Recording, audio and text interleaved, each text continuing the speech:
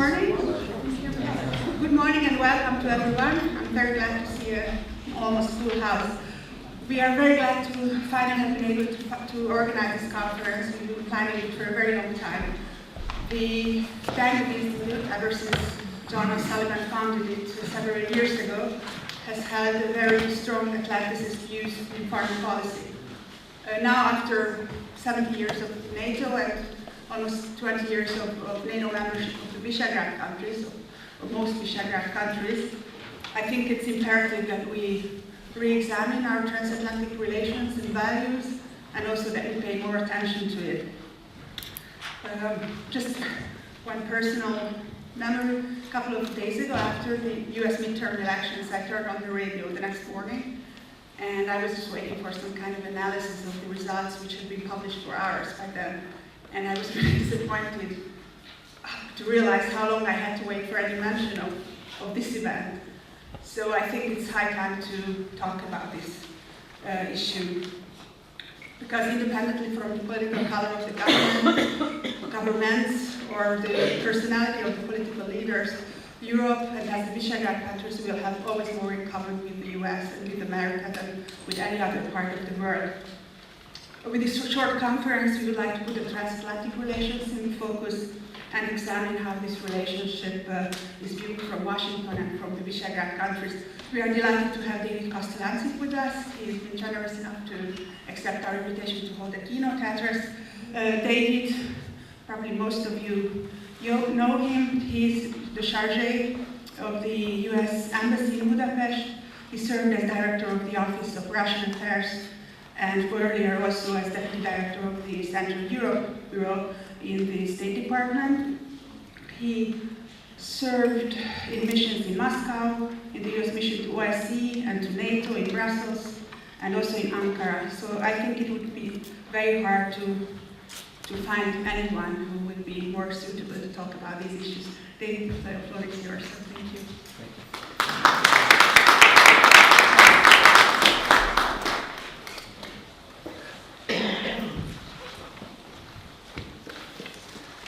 Thank you, Nunain. Thank you. And good morning to everyone, dear colleagues, dear friends. Thank you for allowing me to address this very important topic.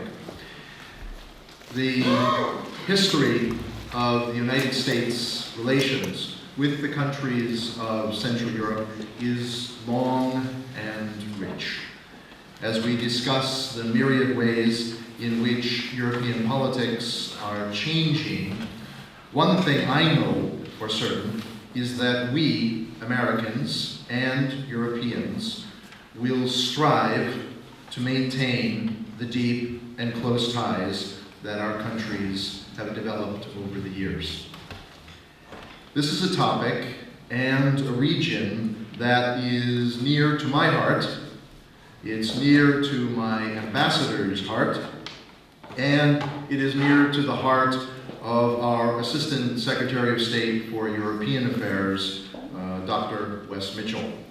As students of the region, all three of us know its history, culture, politics, and economics well.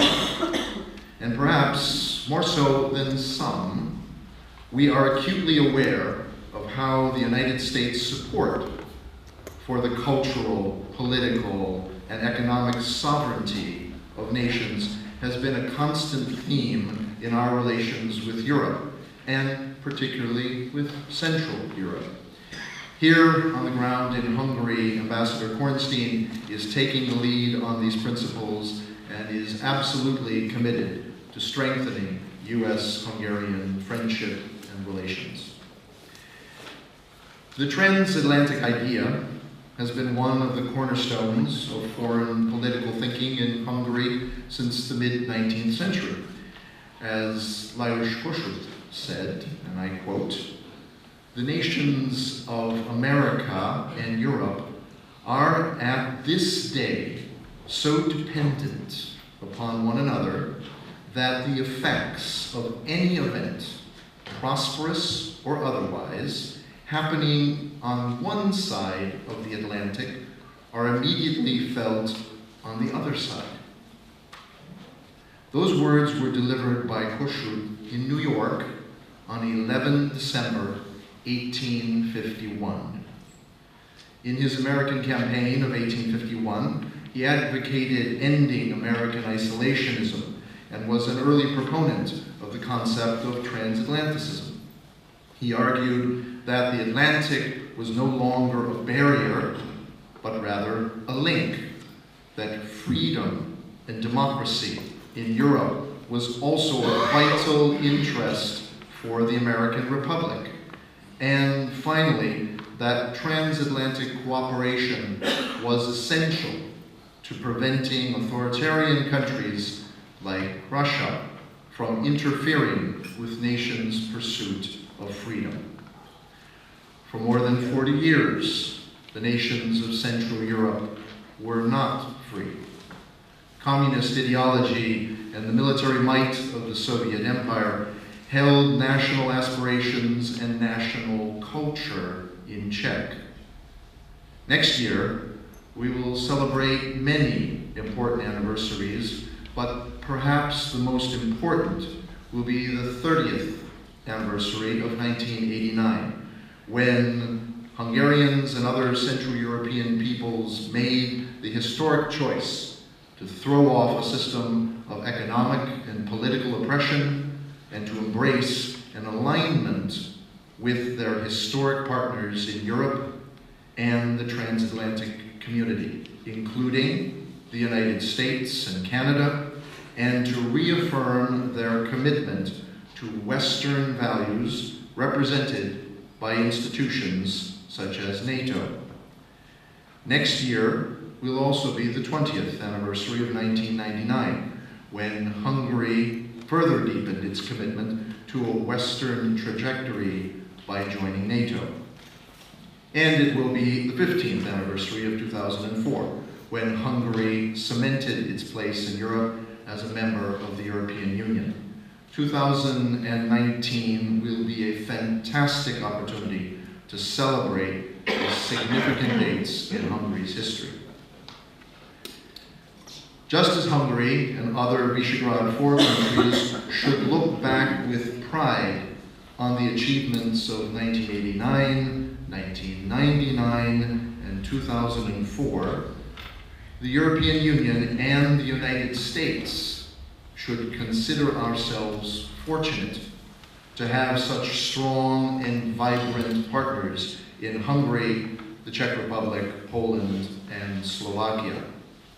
The international system that we have built together has been an engine for huge economic growth, rising standards of living, and the firm rooting of the fundamental Western values of political and economic liberty. As I'm sure we'll discuss today, though, this European order, and indeed the entire post-war international system, faces unprecedented challenges. Forces opposed to those shared Western values are reasserting their strength and are probing at our alliance, trying to drive wedges between us. We can see this across the world, whether it is Beijing's assertiveness in the South China Sea and wielding its economic might for political influence through the Belt and Road Initiative, or whether it is Iran continuing to sponsor terrorism and support proxies to destabilize the Middle East. In Europe and the West, Russia's flagrant departure from the norms and standards of international behavior are a threat to the continent not seen in decades. The criminal invasion of Ukraine, the illegal attempted annexation of Crimea, which remains sovereign Ukrainian territory, repeated attempts to interfere in Western countries' electoral processes, relentless disinformation flowing into Western media markets, a nerve agent attack on the soil of a NATO ally. We cannot allow any of this behavior to stand unchallenged, or Moscow will push further.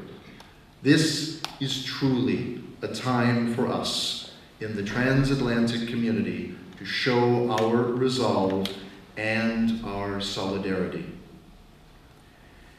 NATO is a clear mechanism to do that, and we laud Hungary's plans to achieve its 2% Wales pledge commitment early by 2024.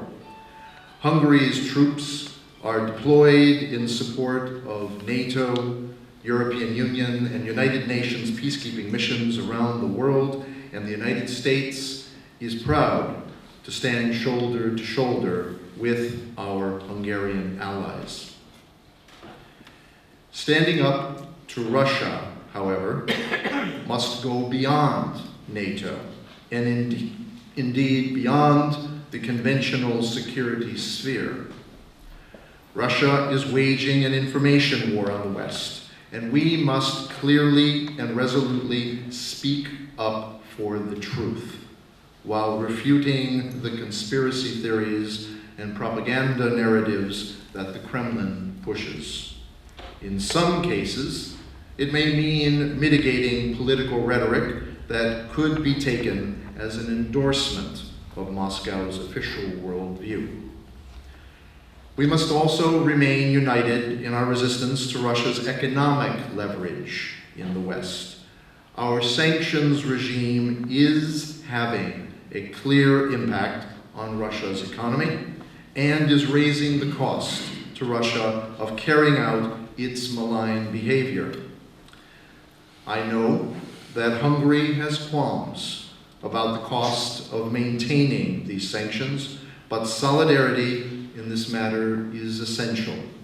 The cost of unchecked Russian aggression will be higher. We are also working with Hungary to help Central Europe diversify its gas sources, including through the Kirk Island, Croatia LNG terminal and the Romania Black Sea gas project.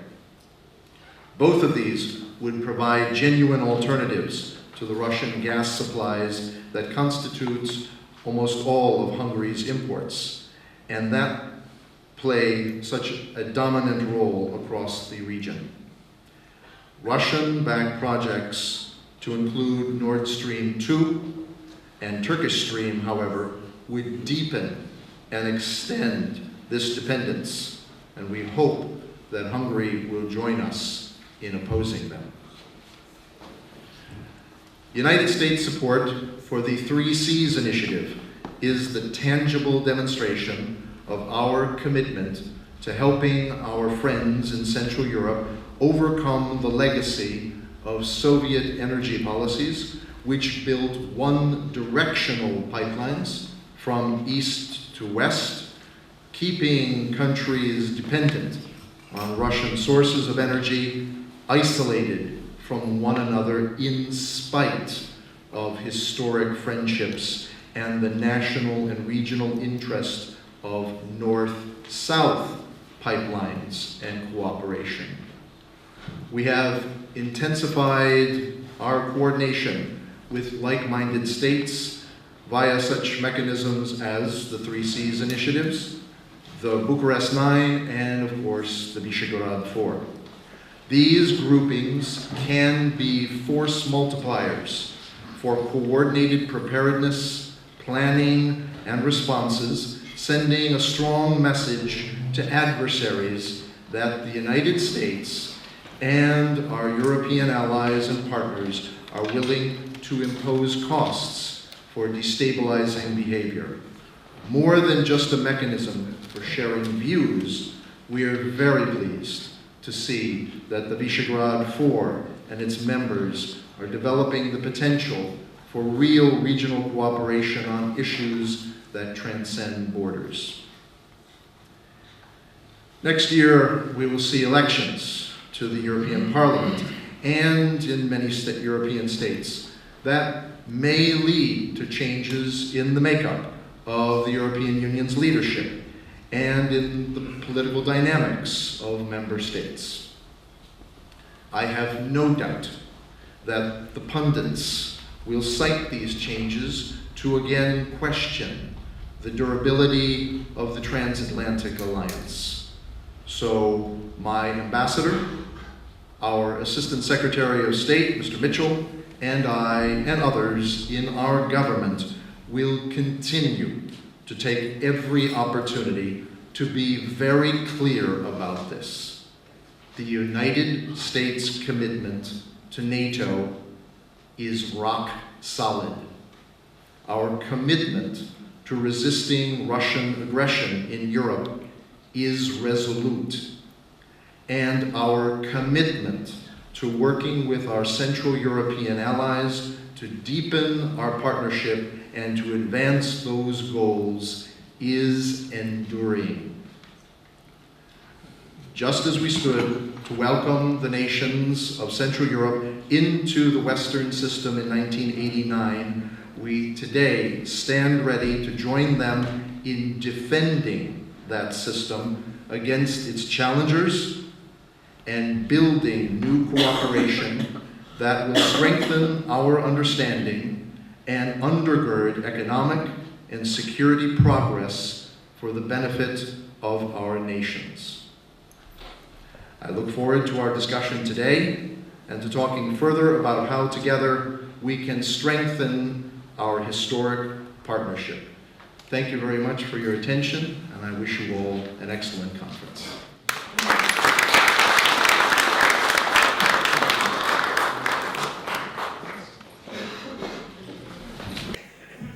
Thank you, David, for these encouraging words. And now I'd like to call the panelists to the podium.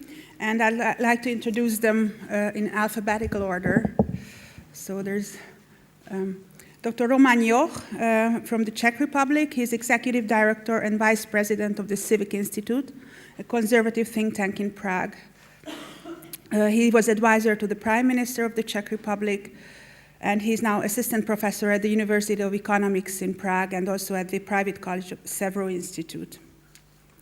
Juraj Marušiak is from Bratislava, the Slovak Republic. He's a senior research fellow at the Institute of Political Science at the Slovak Academy of Sciences. He is specialized in issues of international relations in the region of Central and Eastern Europe since 1989. Marek Matraszek is based in Warsaw, Poland, and he's chairman of the CEC Government Relations, which is the largest independent political consultancy in Central Europe. In 1990, he established the Windsor Group, an influential think tank that worked to bring the countries of Central and Eastern Europe closer to NATO and the EU.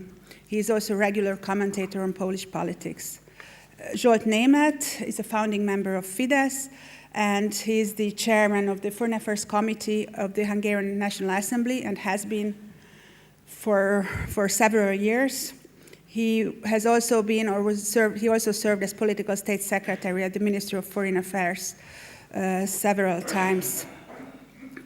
Réka Szemerkényi, he is executive vice president of CEPA, the Center for European Policy Analysis, since 2017. And prior to this position, she was ambassador of Hungary to the US, and she also served as chief advisor of the Prime Minister of Hungary.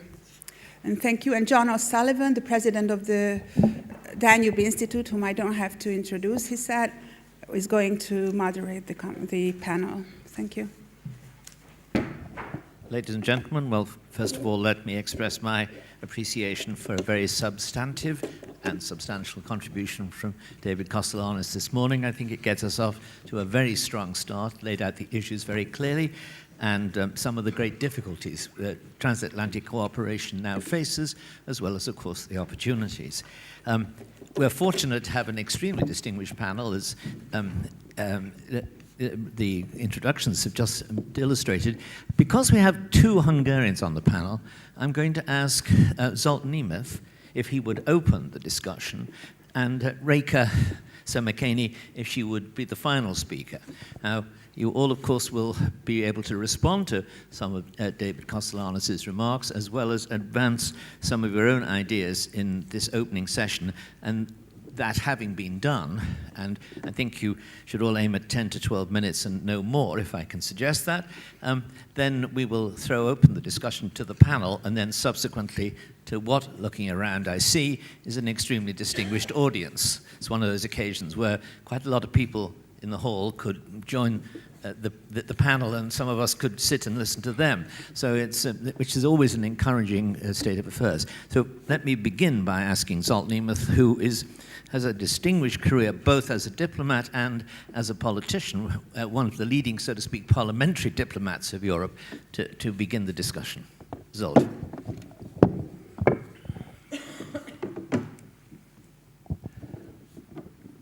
Good morning, ladies and gentlemen, to all of you. First of all, I would like to express my gratitude that John O'Sullivan and Danube Institute is so active in Hungary. We need that. Brexit doesn't matter. I hope against the fact that it will probably take place, we will have reinforced cooperation in the framework of the Danube Institute, and your involvement, John, in this Hungarian international political debates forming the Hungarian public opinion is very important. So thank you for continuing your extremely valuable work. Dear ladies and gentlemen, I would like to concentrate on the US, on Europe, and on Russia. But probably we can extend the discussion even broader. But I believe that when we talk about geopolitical shifts in the past couple of decades, it has happened in this region, with these three players. Other players have not really produced fundamentally new developments. What I mean, the three most important developments in the relationship of these three actors. One is obviously 9/11, 2001. It has changed the United States, and it has changed our global awareness of threats and our security understanding.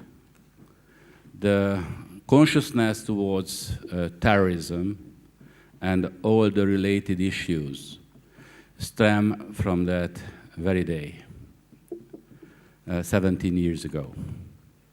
And since then, we can see a kind of assertive United States, and all the debates about isolationism and non-isolationism has been basically pushed aside with this development. However, the Obama administration, to a certain extent, has brought back these traditional debates, and that exacerbated tensions, especially in the Middle East. When we look at the Syrian tragedy, which is still not over, it had something to do with this attitude of the Obama administration. But since last year, January, we have got Donald Trump, and Donald Trump has been returning back to the self-assertive line of the American foreign policy. And we may like or not like his political style. I think it may depend on our gender as well. But definitely he has been extremely instrumental in making America strong again in security sense. NATO has been a very important forum, but the United States by its own, and with NATO as well. It's a key player in our and the global security scene as well. But not just security-wise, also economically. All the steps and measures he has introduced in world trade were targeting. And we in Central Europe, we Hungarians badly need that kind of security projection, which is coming from Washington. And also we badly need the fantastic technological advantage of the United States for our economic growth and future as well. What I would like to underline in the case of Russia, Russia is, after a long, how can I say, sleep, in 2008, 7 years after 9/11, has invaded Georgia. And that invasion was continued in 2014 with the conflict with the Ukraine. And we had some similarities and precedents for that in the post-Cold War period as well. But these constituted a totally new development. When we have again felt that the imperial instincts of Russia have returned, and the ideology behind was the Near East, securing the Near East. And we had that kind of historical experience. The reaction of the West was containment. Now, the NATO summit in Wales have reinvented the contemporary version of deterrence, of containment, that is deterrence. And this deterrence was becoming, in the past years, the leitmotif of NATO summits, not just in Wales, but in Brussels and in Warsaw as well. And at the same time, a kind of need for dialogue was also underlined, because we have realized that there are major conflicts and problems in the world which cannot be managed without the involvement of Russia. Definitely, the Syrian crisis has generated a deep cooperation between the global security players, but Iran a few years before, and recently the North Korean cooperation was also coming under this heading. But Mr. Kostalancik found important here to name going beyond NATO. I think NATO has to come and has to enter domains which does not constitute the narrow sense security, and some new centers of excellence in Central Europe, especially in Riga and in Tallinn, are moving into this direction.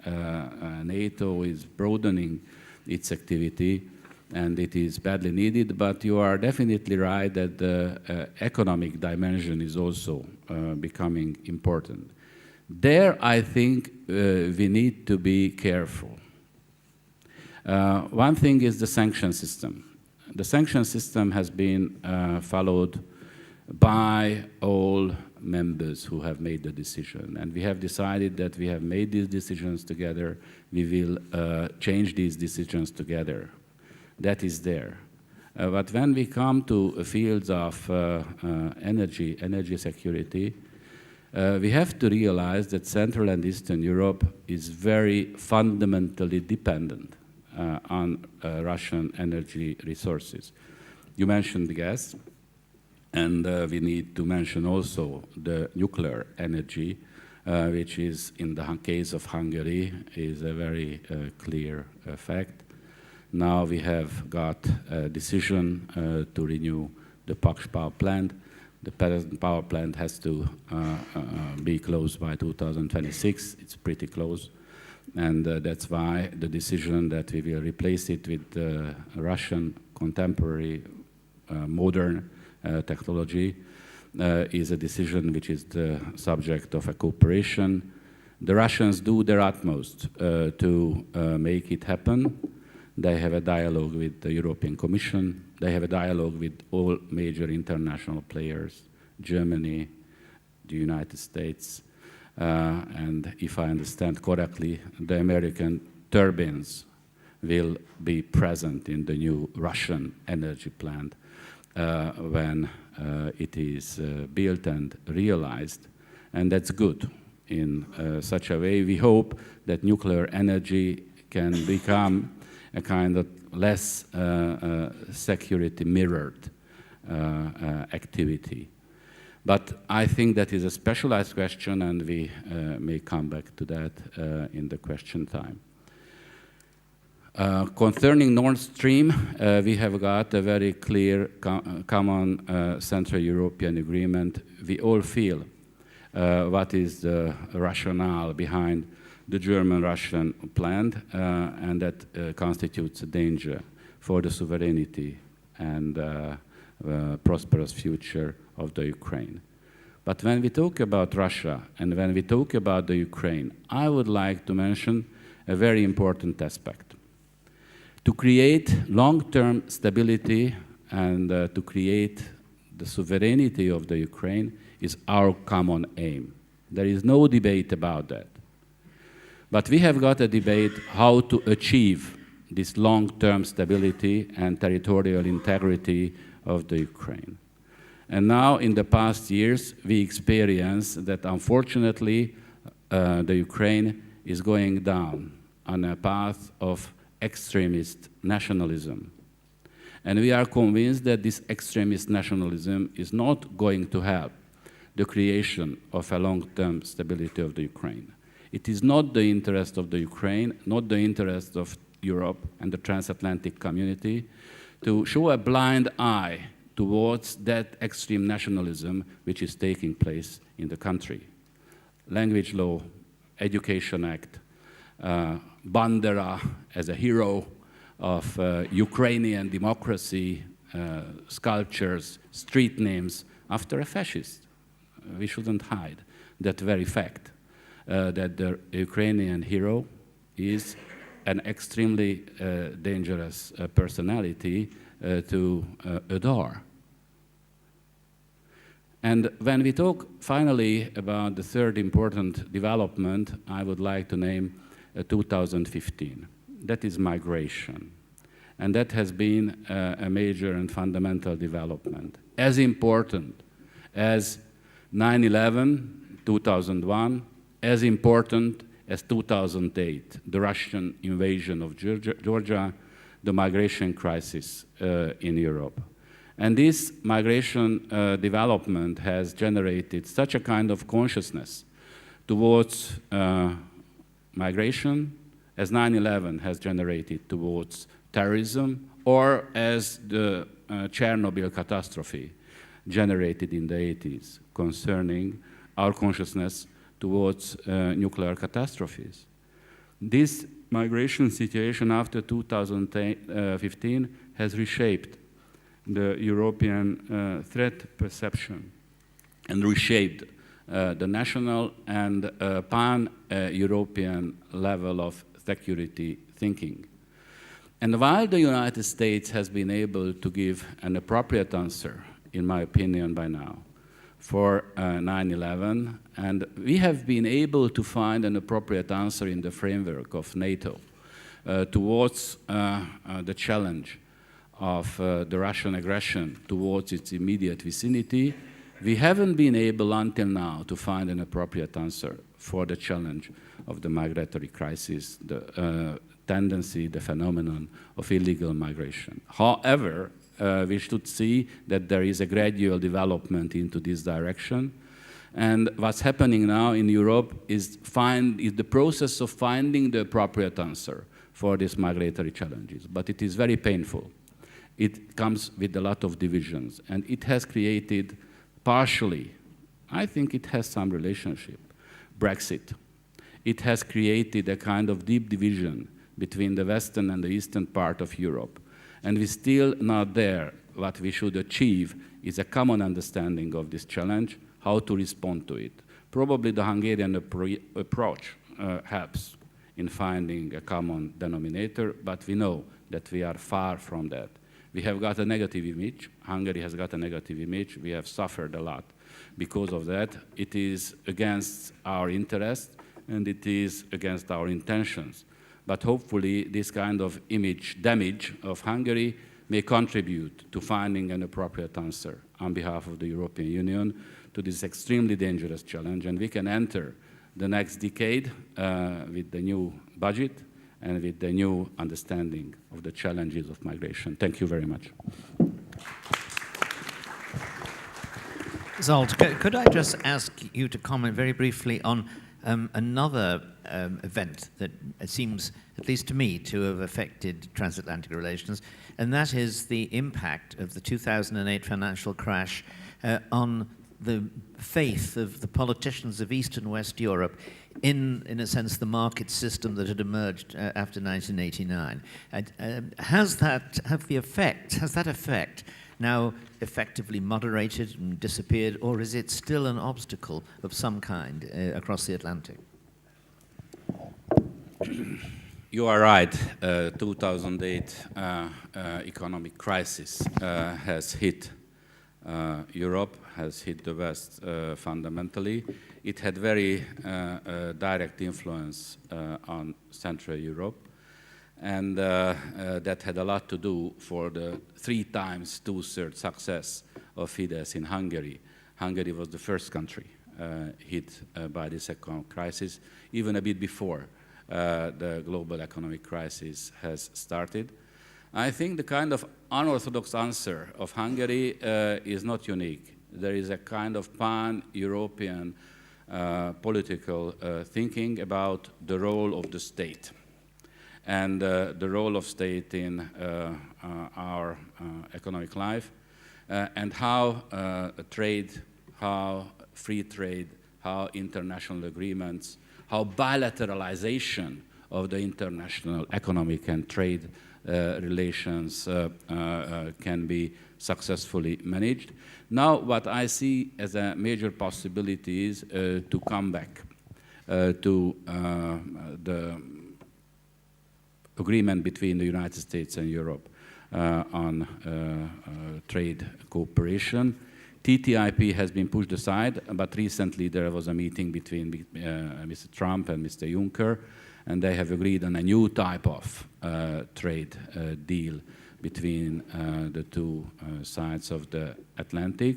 We could see that Trump has came up with very new ideas concerning TPP, concerning the trade relations with China, the trade relations in the North American space. And I think now we can see that Trump is not at all isolationist. Trump is involved very much in the international economic and military sector. The question is how unilateral Trump is going to remain. And hopefully through these bilateral deals, through NATO in the security sector, we will be able to channel this kind of tendency of unilateralism into a more balanced international cooperation. Thank you. Thank you very much indeed. Let me now turn to Roman Jock, who has been very active in Czech politics and intellectual life since 1989, and indeed before 1989. And you are here today as the representative of a country which in some ways has been one of the most economically successful of the post-1989 ex-communist countries, but at the same time you've had problems like, for example, the cancellation of the missiles, which disturbed the relations with the United States for a while. Your perspective, Roman? Well, thank you, John. I must give my thanks to organizers for inviting me. I am this year, this is my third visit to Budapest, which speaks a lot about the Visegrad 4 cooperation in Europe. We have just recently had in Prague a conference on almost the same topic, on transatlantic relations between Europe and America, organized by CIPA, by the Center for European Policy Analysis, chaired by Mrs. Semerkenyi. And I should like to start with an observation. There were many participants, about 40 to 50 persons from America and from Europe, from Western Europe and Central Europe. And one of the main impressions on me was that most participants, not all, but most participants from Western Europe really resented incumbent American president, mostly for psychological and emotional reasons, not for substantive reasons. However, my impression has been that people from Central Europe accepted President Trump as the president. We have not been judgmental. We have not judged the choices of American citizens and voters. We have accepted President Trump as the president of the United States. And the question for us was, how should we make from the situation the best for us? What should we do now in this situation? And if we try to consider President Trump or Trump's administration foreign policy for last 1.5 years, I would say that that policy for us Central Europeans has been rather better than worse. Firstly, President Trump has pressured us Europeans to spend 2% of our GDPs on defense, which is good for us. Vis-à-vis Russia, that's the prudent and reasonable thing to do. Secondly, sanctions on Russia under Trump administration are much, much more tougher than before under Obama administration, which is good for our safety as well. Thirdly, Trump administration has sold efficient anti-tank weapons, Javelin, to both Ukraine and Georgia, which is again anti-Putinist measure. And fourthly, Trump administration has tried, and we shall see if successfully or not, to pressure Germany to cancel Nord Stream 2 pipeline, which again would benefit us Europeans in order to achieve energy independence, or as much as energy independence from Russia as possible. So considering all Trump administration measures towards us Central Europeans, it seems to me that he has been one of the most pro-Central European of American presidents in last decades. And let me please conclude with an observation. We Central Europeans are, Poles, Czechs, Slovaks, Hungarians, and others are living inside a miracle. We are free and safe as perhaps never before in our history of wars and conflicts. We have friendly relations among all nations, which is almost a miracle. But we realize that we are living in perhaps a very brief moment of history, and there are threats coming to us. And we worry whether we, Central Europeans, will be able to preserve our miraculous life of freedom and safety. What pressures are going on us or threatening us? From the West, from Western Europe, an ideology of political correctness trying to suppress freedom of speech. From the East, from Russia, a brutal power not respecting the dignity of a single human life. And from the South, from the North Africa, and from the Middle East, there is a threat by another civilization, historically not too friendly to us, and that's not a problem, of course, but among that, or inside that civilization, there is a violent, radical movement which hates us. It's an Islamist movement which hates us and would like to kill us. We Central Europeans don't think that we are better at integrating Muslim communities than our Western European fellow Europeans. If Western Europeans failed to integrate Muslim communities and to eliminate, together with moderates inside Muslim communities, that threat of radical Islamism, we don't think we are going to be better. That's why we resent an idea of an imposed immigration from the south on our countries. So, at the one hand, we are living in a miracle. On the other hand, we fear that that brief moment of freedom and safety could end quite soon. Thank you.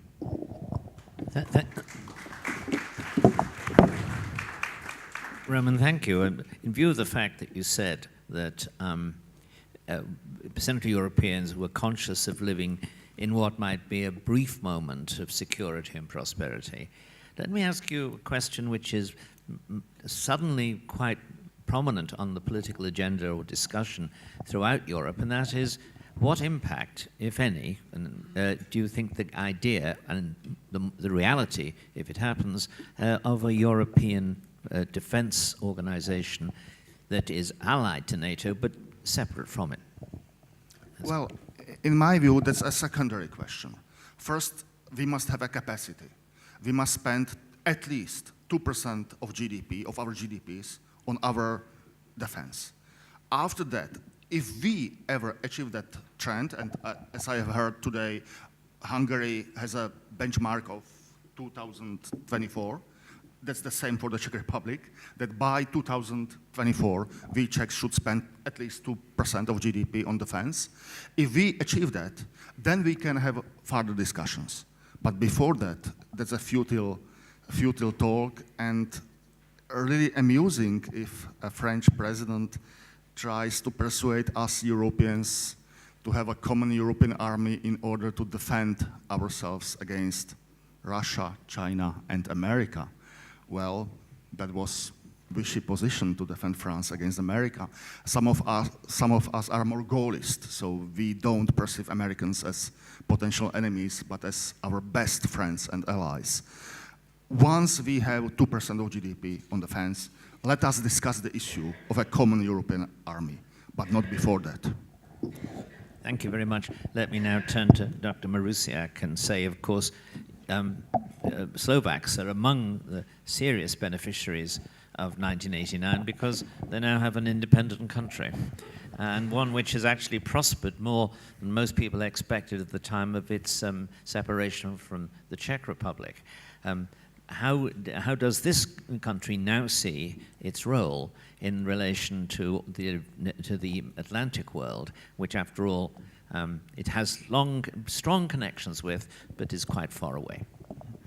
Okay, dear ladies and gentlemen, firstly I would like to express my thanks for the invitation to such a very interesting forum. So, of course, I would like to discuss not only about the Slovak experience and current Slovak attitude to the transatlantic cooperation, but also about the current situation of Visegrad Group, current state of solidarity of Visegrad Group countries. So, regarding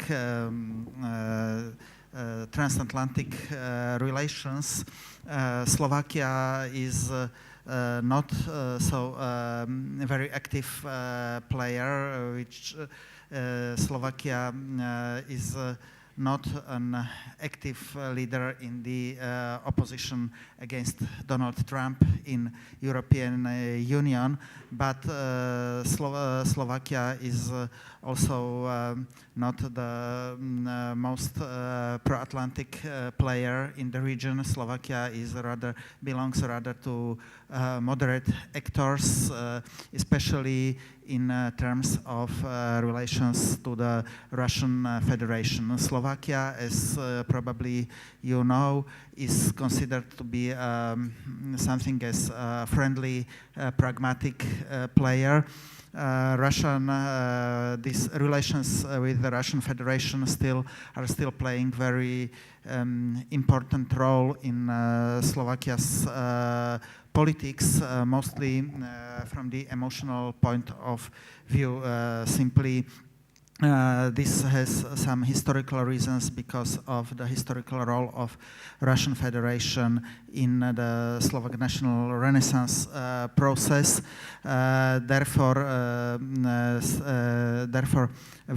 this confrontational policy towards Russia is hardly acceptable for Slovak political leaders. On the other hand, there is a consensus among Slovak political elites, among their majority, about the Slovak place in the Euro-Atlantic structures, in the Euro-Atlantic cooperation.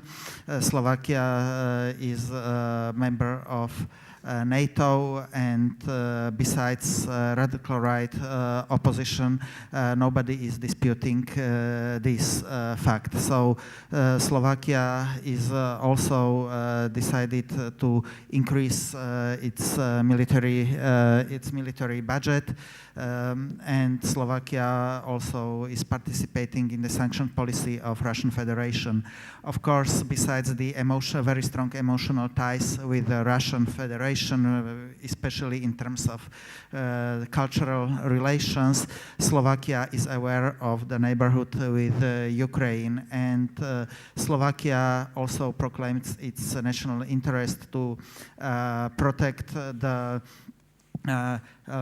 international order defined by the United Nations Charter and defined also by the final act of the Conference on Security and Cooperation in Europe. Both of these documents presume the protection of the territorial integrity of countries. Therefore, Slovakia is actively opposing the recognition of two Georgian separatist regions, Abkhazia and South Ossetia, as well as the annexation of Crimea.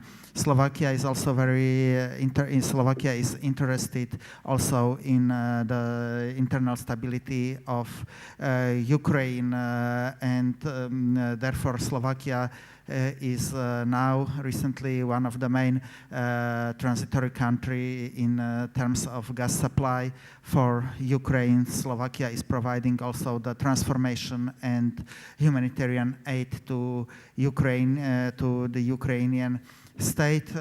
However, of course, we all sometimes express our criticism to the domestic political development in Ukraine.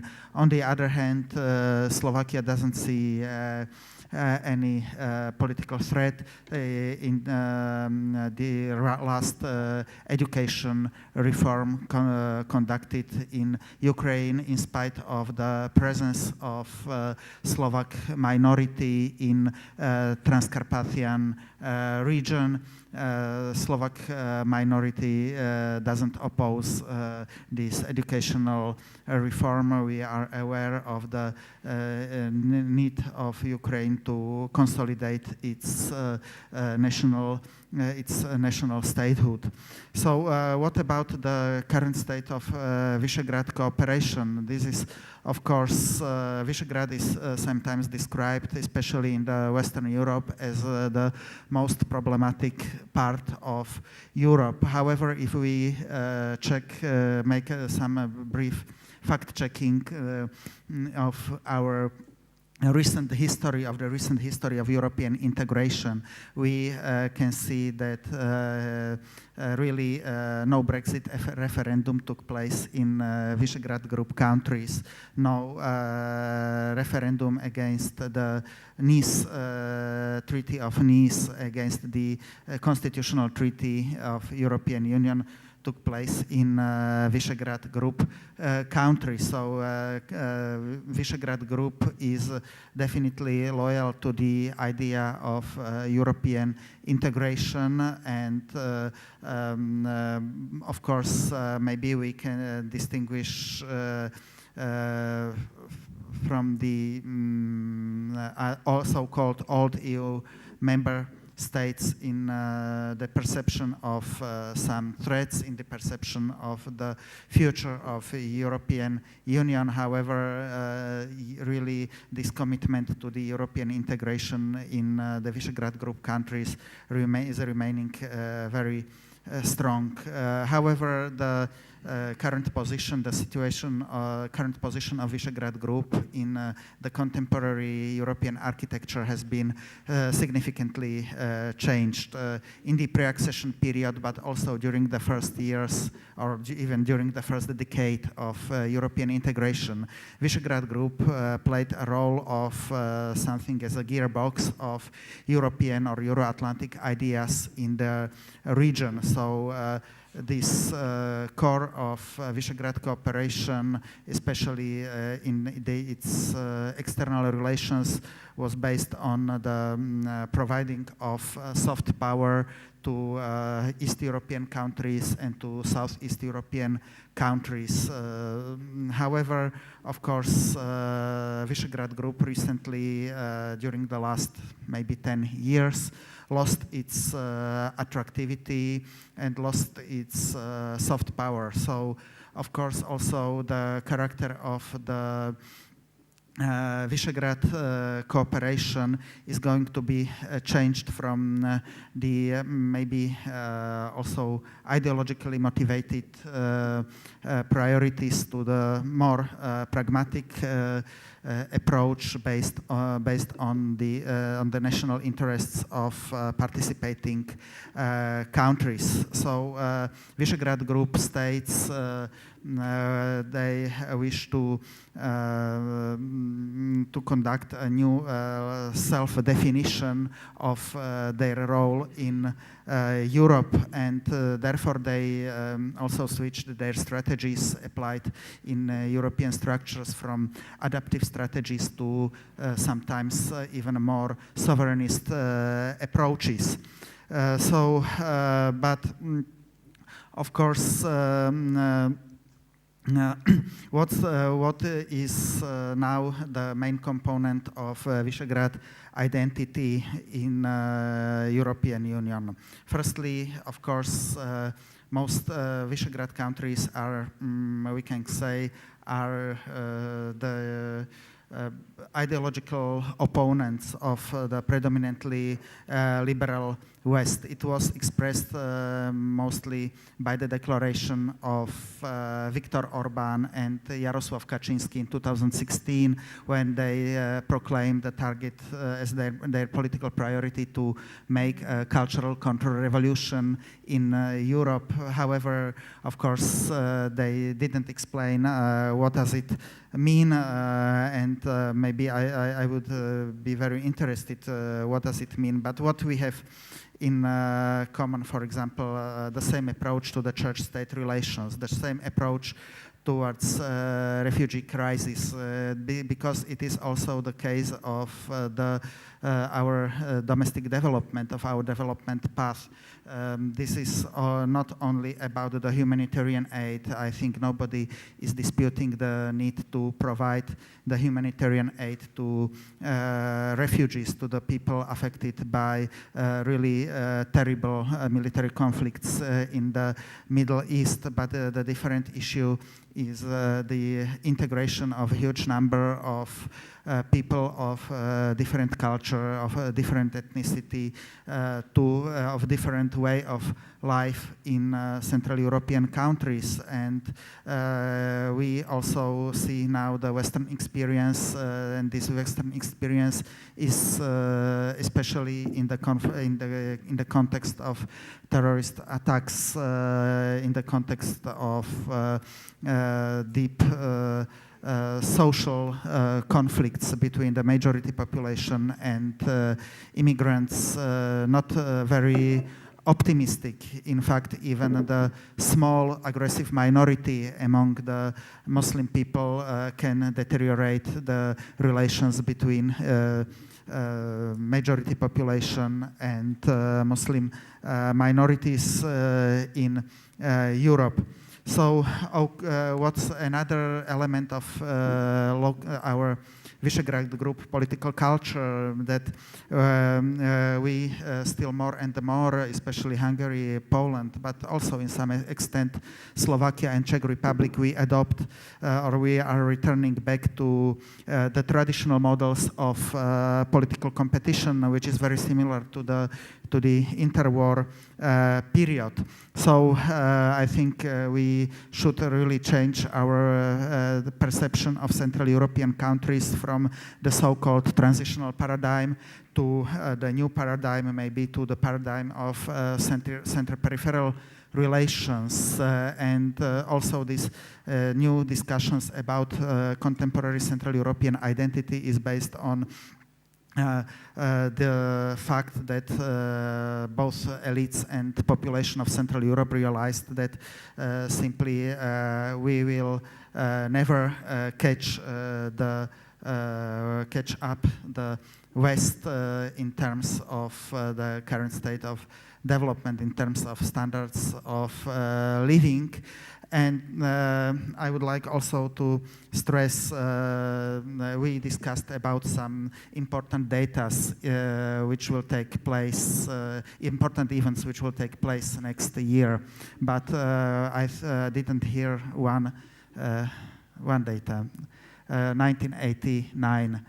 So we will, I don't know if celebrate or if commemorate the 30th anniversary of political changes. And what we see now that in fact recent current political elites in all Visegrad Group countries, they rather criticize the development in the last 3 decades. They, in spite of the simple fact that all political leaders in our countries, they participated in the transition, post-communist transition process. And also, what would I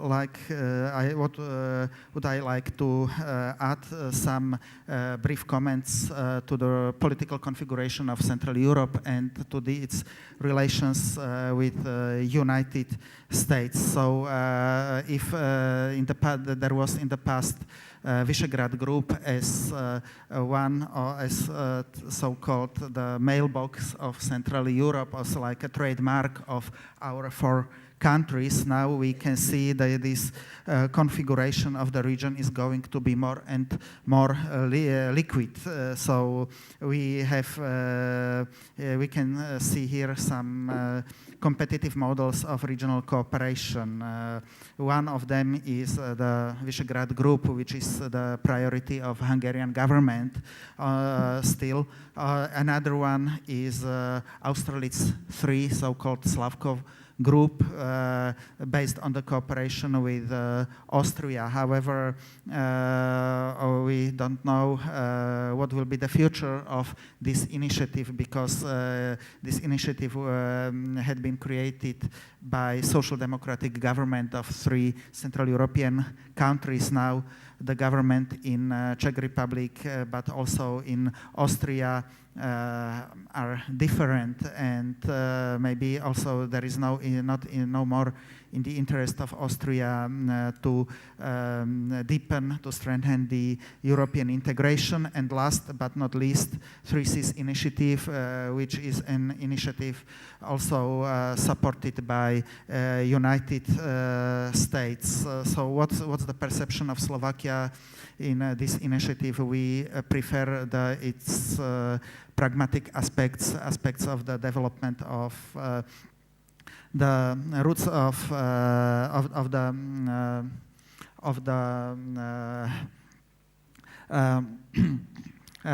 the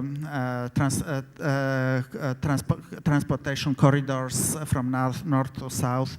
We really face its deficit. It was really a deficit of a shortcoming of Visegrad cooperation. It didn't manage to build the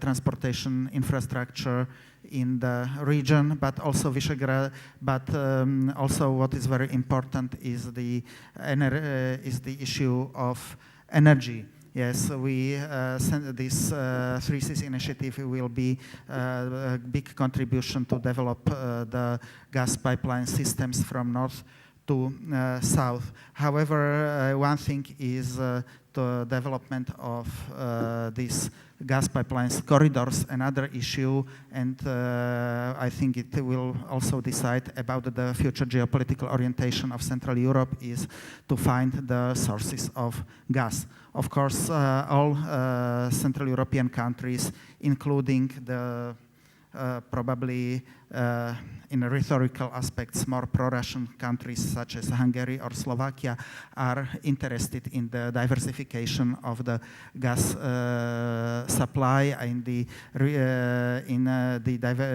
diversification of the supplies from Russian Federation. On the other hand, we still cannot find any supplier which could be a competitor, a genuine competitor of Russia, maybe except Qatar. And here I see, of course, the big role of United States. The United States has a potential to be such a supplier, but on the other hand, it depends not only on the political declaration, but also on the interest of American companies. And we still see that just East Asia is the main priority. So therefore, I would like to stress really the place of Visegrad Group is in Europe, is in European Union. And the change of this pro-European paradigm may be also very dangerous, because then it could be replaced not just by transatlantic relations, but by the geopolitical, but also ideological and cultural influence of Russian Federation. Thank you for attention. Thank you very much. That was such a comprehensive picture that I think that I don't need to throw in another question.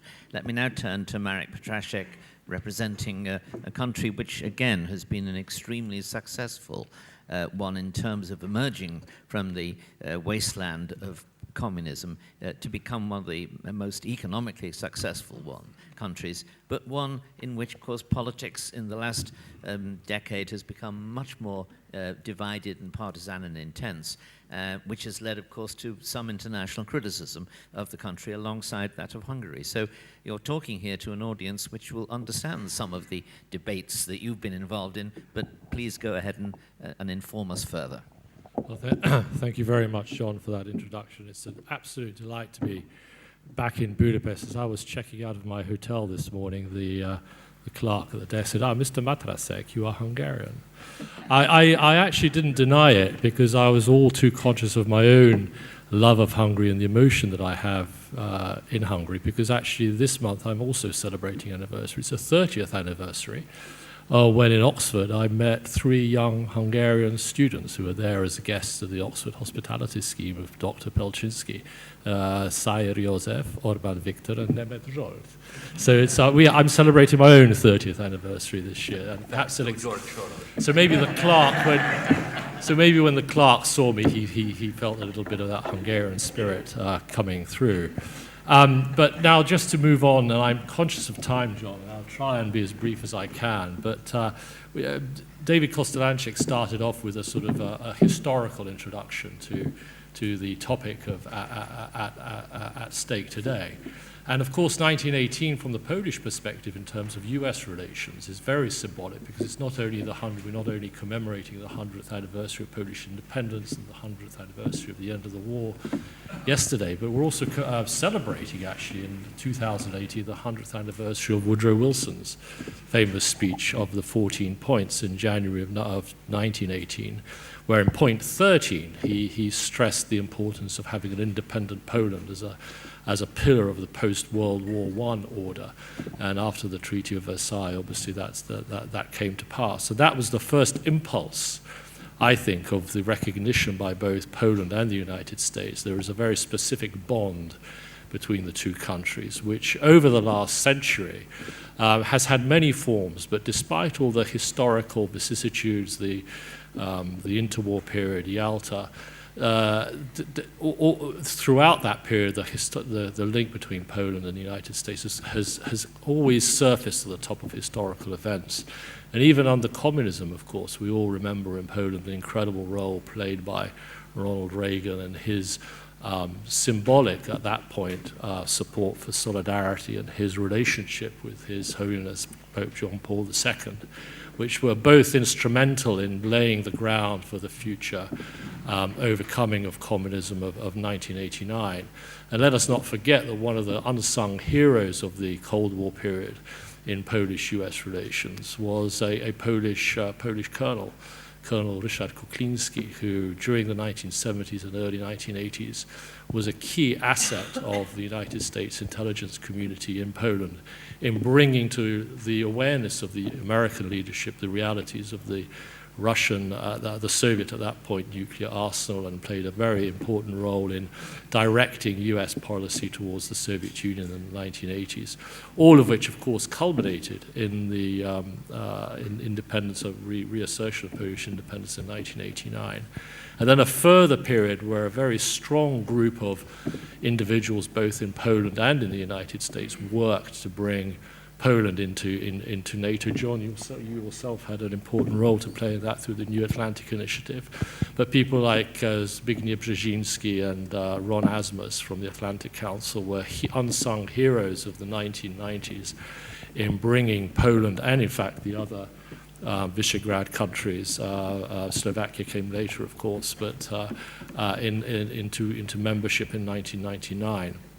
And after that, Poland played a very strong role, actually stepping forward as a direct supporter of US policy, not just within Europe, but after 9/11 in Afghanistan, joining the coalition of the willing in Iraq, and of course accepting the very important American offer to base anti-ballistic missile systems, both in Czech Republic and in Poland in the 2000s. That mutated into the European phased adaptive approach later on, but nonetheless, the fact that the US administration placed such a strategic focus on Poland was not to be forgotten. So all of these threads of the relationship between Poland and the United States for the last century have been incredibly strong. And within Poland, it's important to realize that these were cross-party. An acceptance of the importance of the strategic relationship with the United States with a cross-party consensus. Even when the post-communists were in government in the early 2000s, they themselves maintained this course, of course, for reasons of their own. But nonetheless, this stress on the US relationship remained unchallenged throughout the last 25, 30 years. The last 3 years have actually brought, and this is, I'm coming to the sort of substance of my remarks, the last 3 years have actually brought an even more, almost how you would say, almost a qualitative leap in the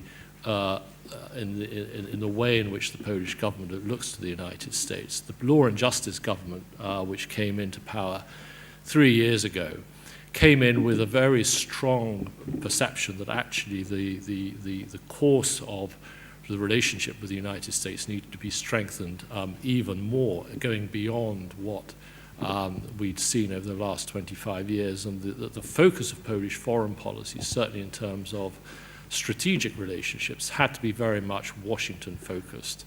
Now, what was the cause of this sort of shift, which went beyond even the even-handed approach of previous governments, whereby, although you had a very strong pro-American foreign policy, nonetheless, previous governments always tried to balance that with a more, with a very deeper focus on Brussels as well.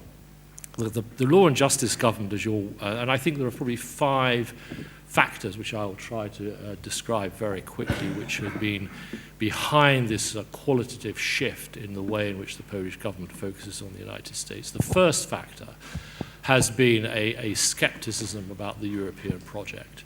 And I think this is very important to understand that the current Polish government, insofar as it represents a rupture with the past in areas of policy, the attitude towards Brussels is very much part of that rupture.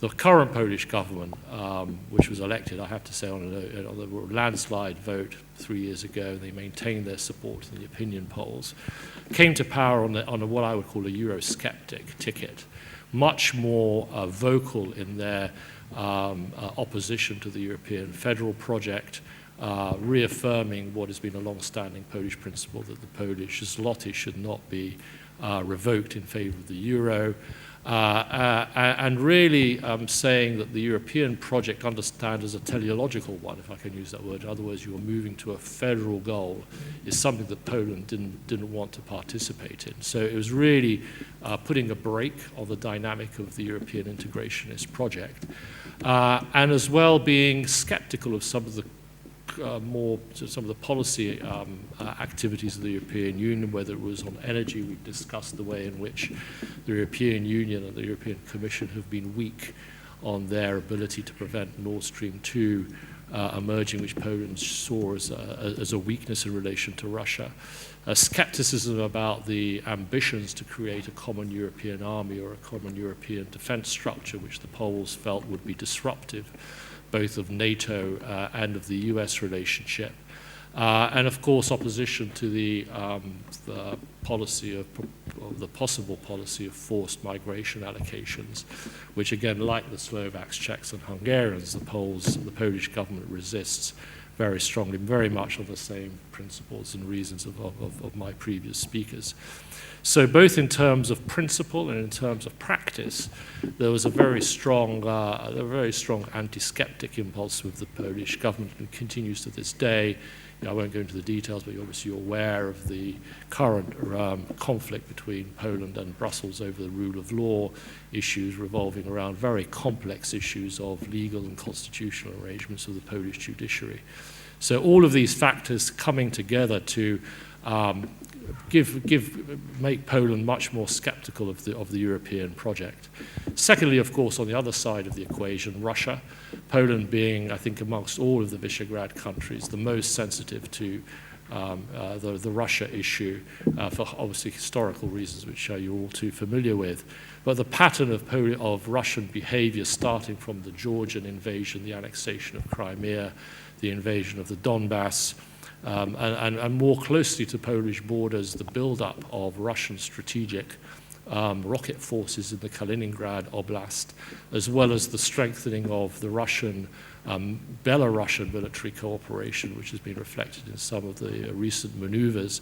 All of these really bringing Poland into a much more stronger understanding of the Russian military threat, and perceiving the United States as being really the key partner for building up its own defenses against that threat. Quite apart, of course, from the energy weapon, which again I've mentioned, the other speakers have mentioned as well.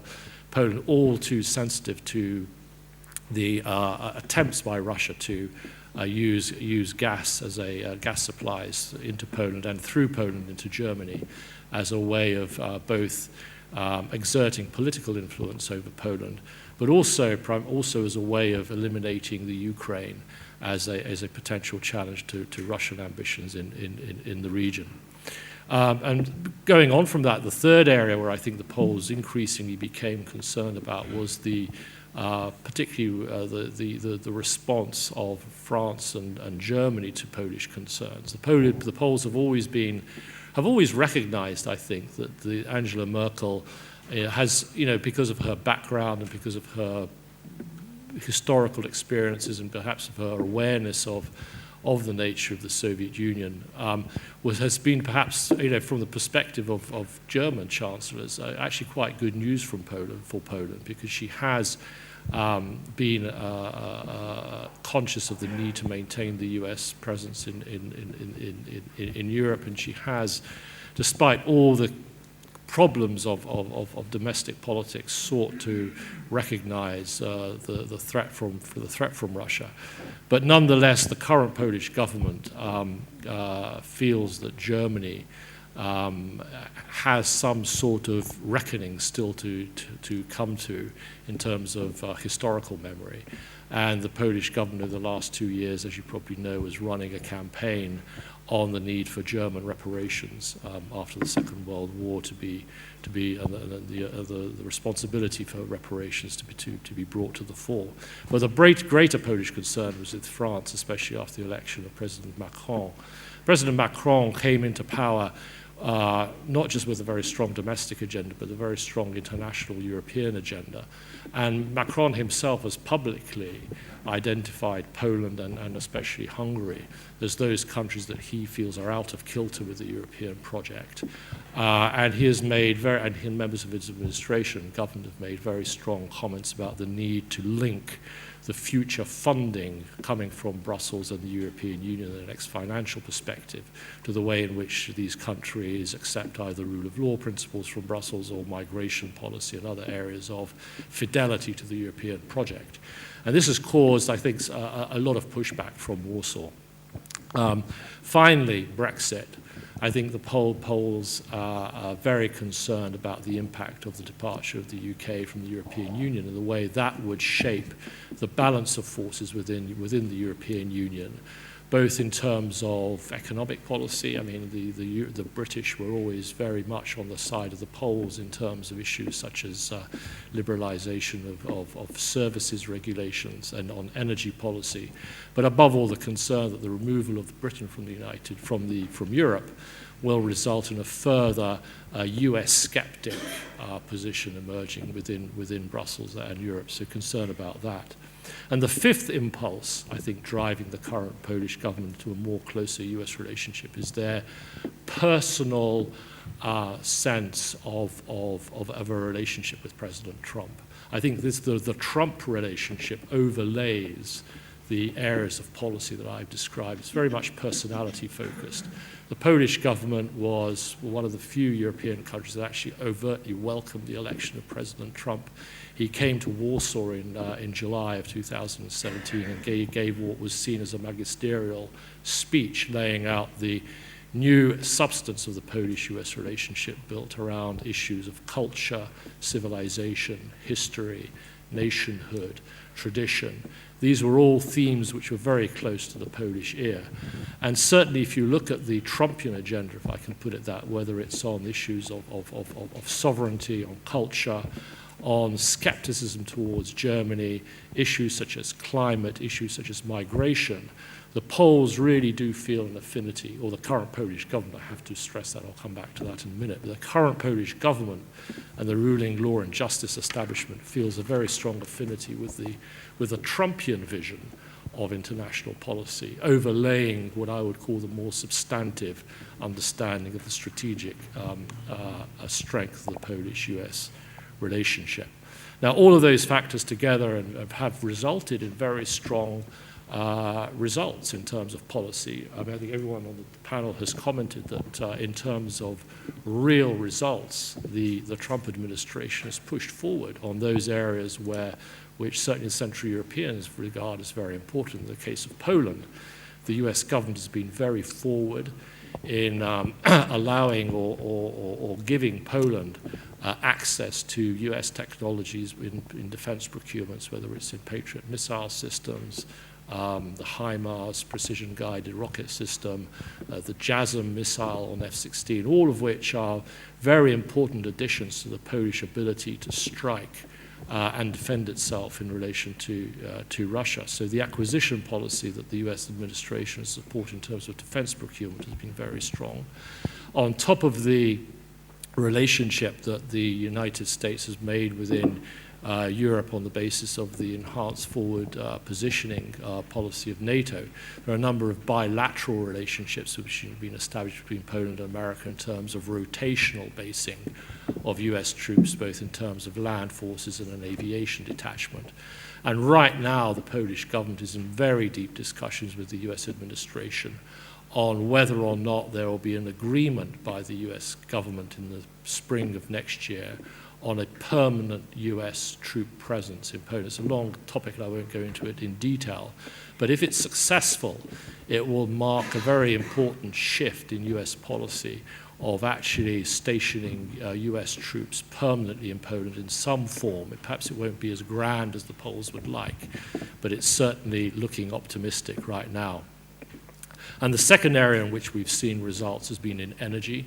Just last week, or this week in fact, Secretary Perry was in Warsaw overseeing the signing of a major new LNG supply contract from Cheniere Energy, which is a long-term contract, and the Polish government hopes that over time this will grow to be at a level whereby it will allow Poland to be quite happily dependent on gas, completely separate from Russia. The plan is that by 2023, Poland will no longer need any gas from Russia whatsoever in order to meet its domestic requirements, and that the LNG gas from the United States supplementing Qatari gas will be obviously key for that. US investment, the Polish government is on an offensive to attract US investments into Poland, and although very impressive $40 billion level of foreign direct investment from the US so far, but compared with Germany, if you look at the relationship, there's the US turns over with Poland $10 billion per annum. Poland turns over with Germany $100 billion per annum. And the Polish government and the US government are now working on a way to which to increase that proportion of trade which is with the US as opposed to Germany. But above all, you're seeing a very close alignment between Poland and the United States on matters which is diplomatic in relation to the US policy. So whether it's US policy on Iran, whether it's US policy on Israel, whether it's US policy on climate, and on migration, for example, the Polish government has announced that it probably won't be signing the Global Compact on migration, just as the US government will not be signing it. And the Polish government has actually come out very sanguine about the prospect of the US withdrawing from the INF Treaty. This is something which, again, Poland has said, actually, we think the US has a reason for that, and we're relatively supportive of it. And also on Israel, Poland has been very supportive of the US position on Israel, and has been, in fact, very sensitive to Israeli sensitivities over the Holocaust, and the way in which the Polish government dealt with the recent conflict with Israel was also driven in large part because the Polish government saw that was damaging its relationship with the US government and with the US Congress. And so again, the Polish government cleaving to the US position on many of these international issues which I've mentioned. So overall, I think we've seen a very important shift on the part of Poland over the last 3 years into a much closer direct alignment with the United States. Now, very finally, the question is, how long can this last? And I think on the one hand, it will be driven by as much what we see the US administration shifting over the next 2 years, and we will see what the impact of a Democrat control of the House will, how far will that impact on the relationship. There will be changes. The Armed Services Committee will become Democrat, and of course the Congress will be looking at this proposal of a permanent basing in Poland with perhaps a more critical eye. But it's not clear whether this US-focused shift will be permanent within Poland itself. Poland is facing elections in November of next year, and although the current government is very much in the lead, there is a chance that the opposition, the current opposition, will regain power in Poland. And just 2 days ago, there was a very large 2-page article in one of Poland's leading newspapers by 2 former diplomats who are aligned with the current opposition, and very openly saying, after a political change in the Polish government, we will want to rebalance that relationship with Europe. We don't think that this singular fidelity towards the United States and Trump is a good idea. We feel it's disruptive of our NATO relationships. We feel that it's too much focused on personality rather than strategic policy. And it's disruptive of our position within Europe. And if the opposition gain power within Poland, I think you will see a bit of a slowdown of this pro-US, perhaps slightly uncritical approach. But that's politics. We will never know what will happen. But I think by early 2020, After the Polish elections and coming into the US elections, the dynamic of Poland, the Polish relationship may be changing with the US. But as I said at the beginning, the fundamentals are very, very sound. And even if there is a change of government, I think the desire to balance US and Europe will continue within Poland. Marek, thank you very much indeed. That's a very thorough analysis indeed. Reka, I think all I really need to say is that as a former Hungarian ambassador to Washington, who is now an executive vice chairman of the leading think tank in Washington related to Central Europe, you're almost the most single significant symbol of the transatlantic relationship. So over to you for the last word. Well, thank you so much, and I would like to thank you first and foremost for this very kind invitation.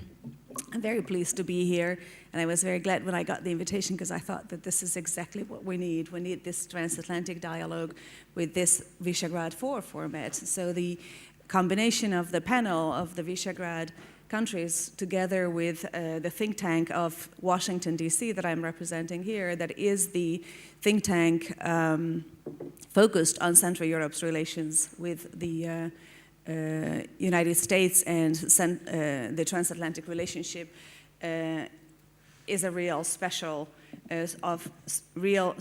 strategic importance for us. So I'm very pleased to be here, and I was very delighted to see old friends on the panel that we can discuss these strategic priorities as we can see changing.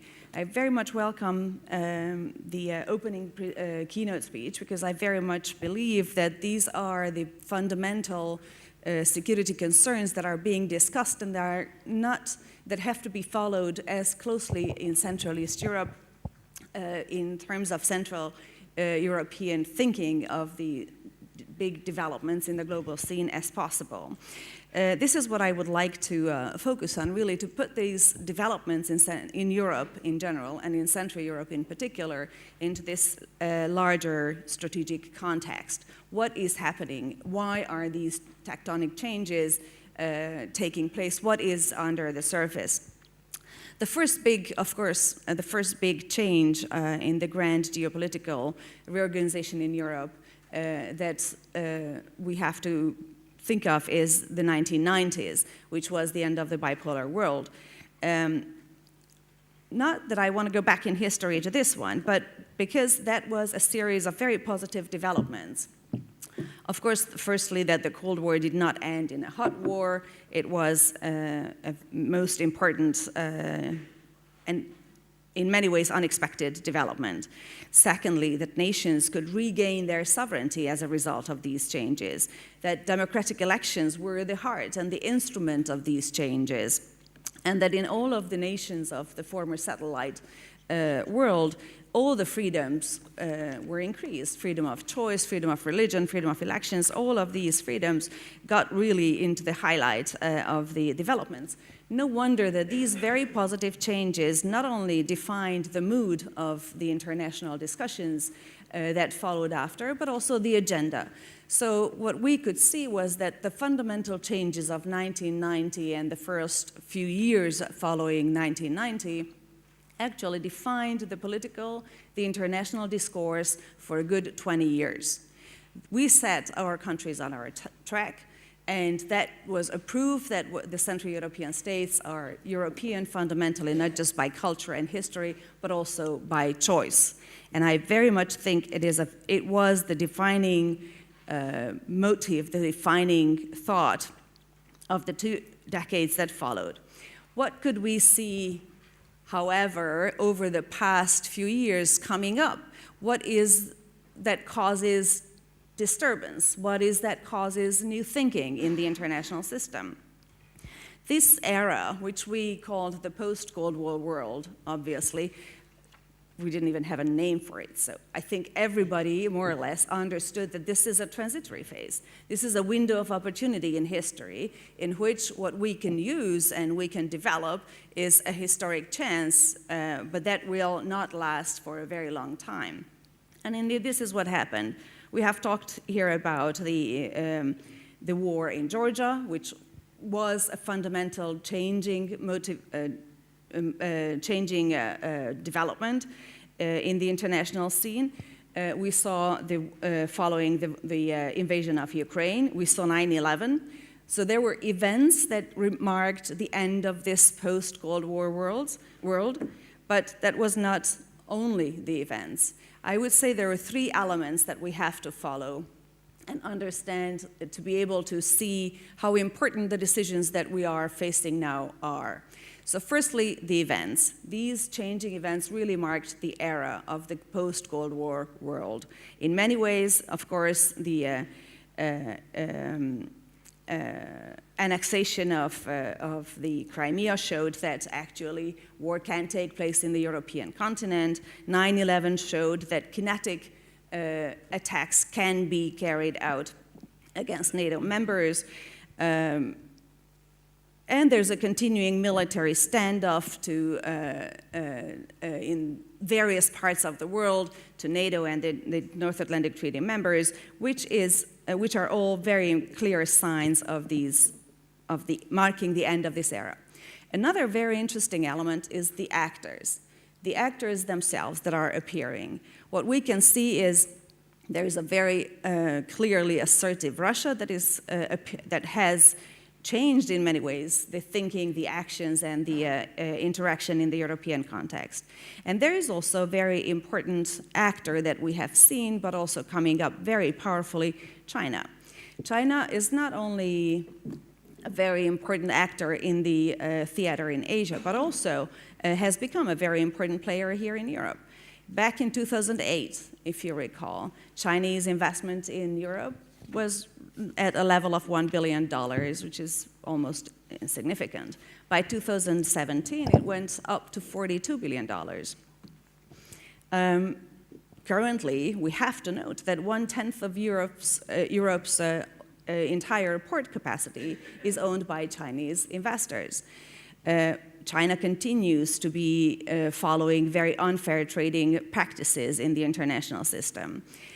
So much so that what we have to see is that there is an emergence of a very powerful actor which really calls for action, for reaction, for strategic thinking. Of course, the problem is that Europe and the European nations in general have become so much accustomed to not thinking of the global strategic changes that this really has been a development that has gone unnoticed or unperceived or seen as a domain for the US maybe to think of.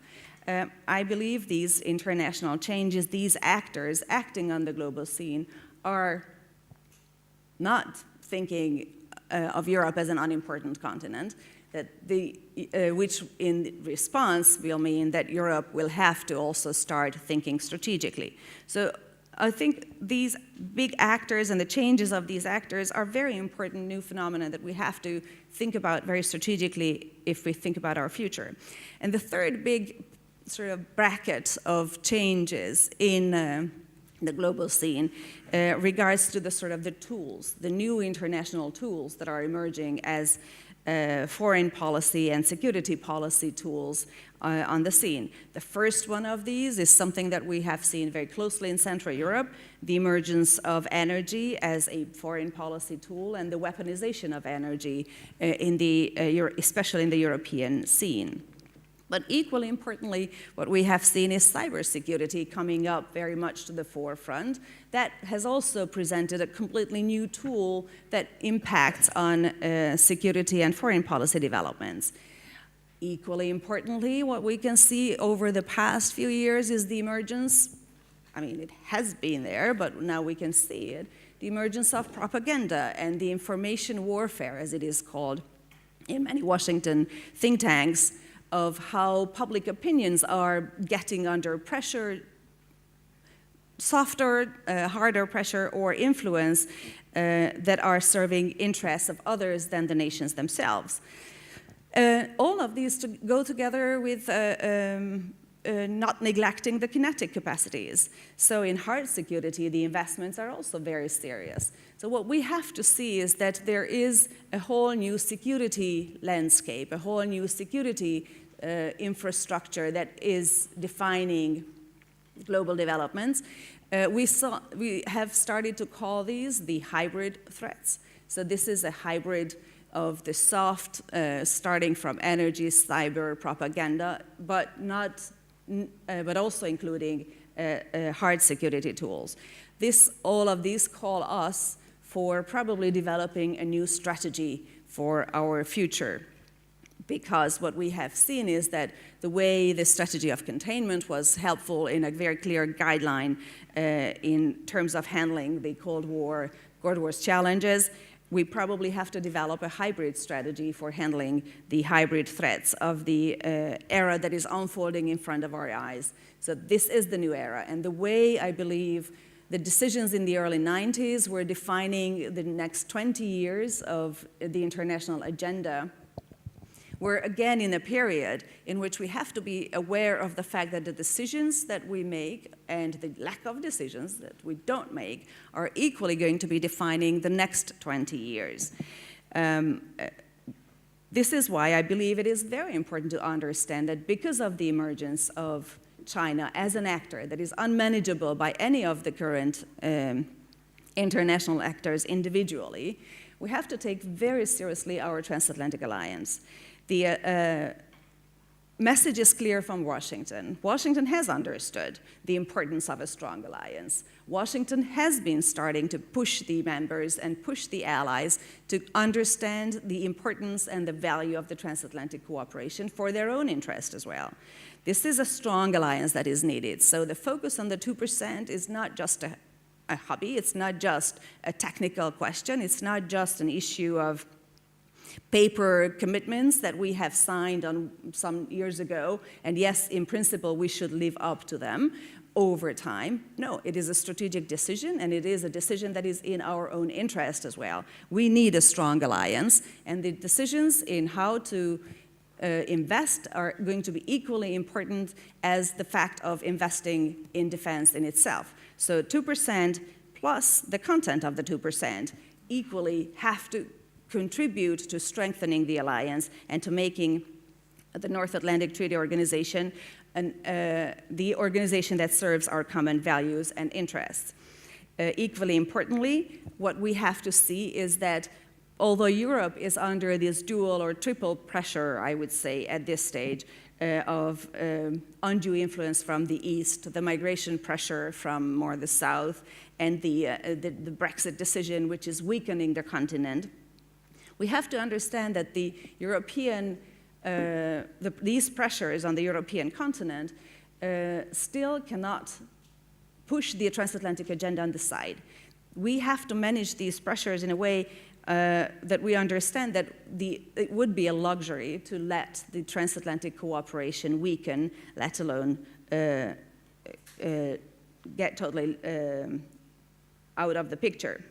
So what we very much believe in is that all of these international developments, both the end of the sort of post-Cold War era and the very negative changes that ended the post-Cold War era with Georgia, Ukraine, and the developments in the South China Sea, as well as the developments in the international scene, call for a very strong transatlantic alliance, a strong cooperation, a cooperation that can be based on and can be handled through a very strategic Central Europe-US relationship, which I believe is the importance of our era, to understand that Central Europe can, if we get our act together, can become a real shaper of its own history. We can take our history in our hands. We can focus on our interest in the transatlantic community, and we are in a position to make sure that the transatlantic alliance will look like the alliance that we really wanted to join, the alliance that is preserving and protecting our values, our interests, and a stability and prosperity that we all look for, especially in the next challenges that are coming from the global scene.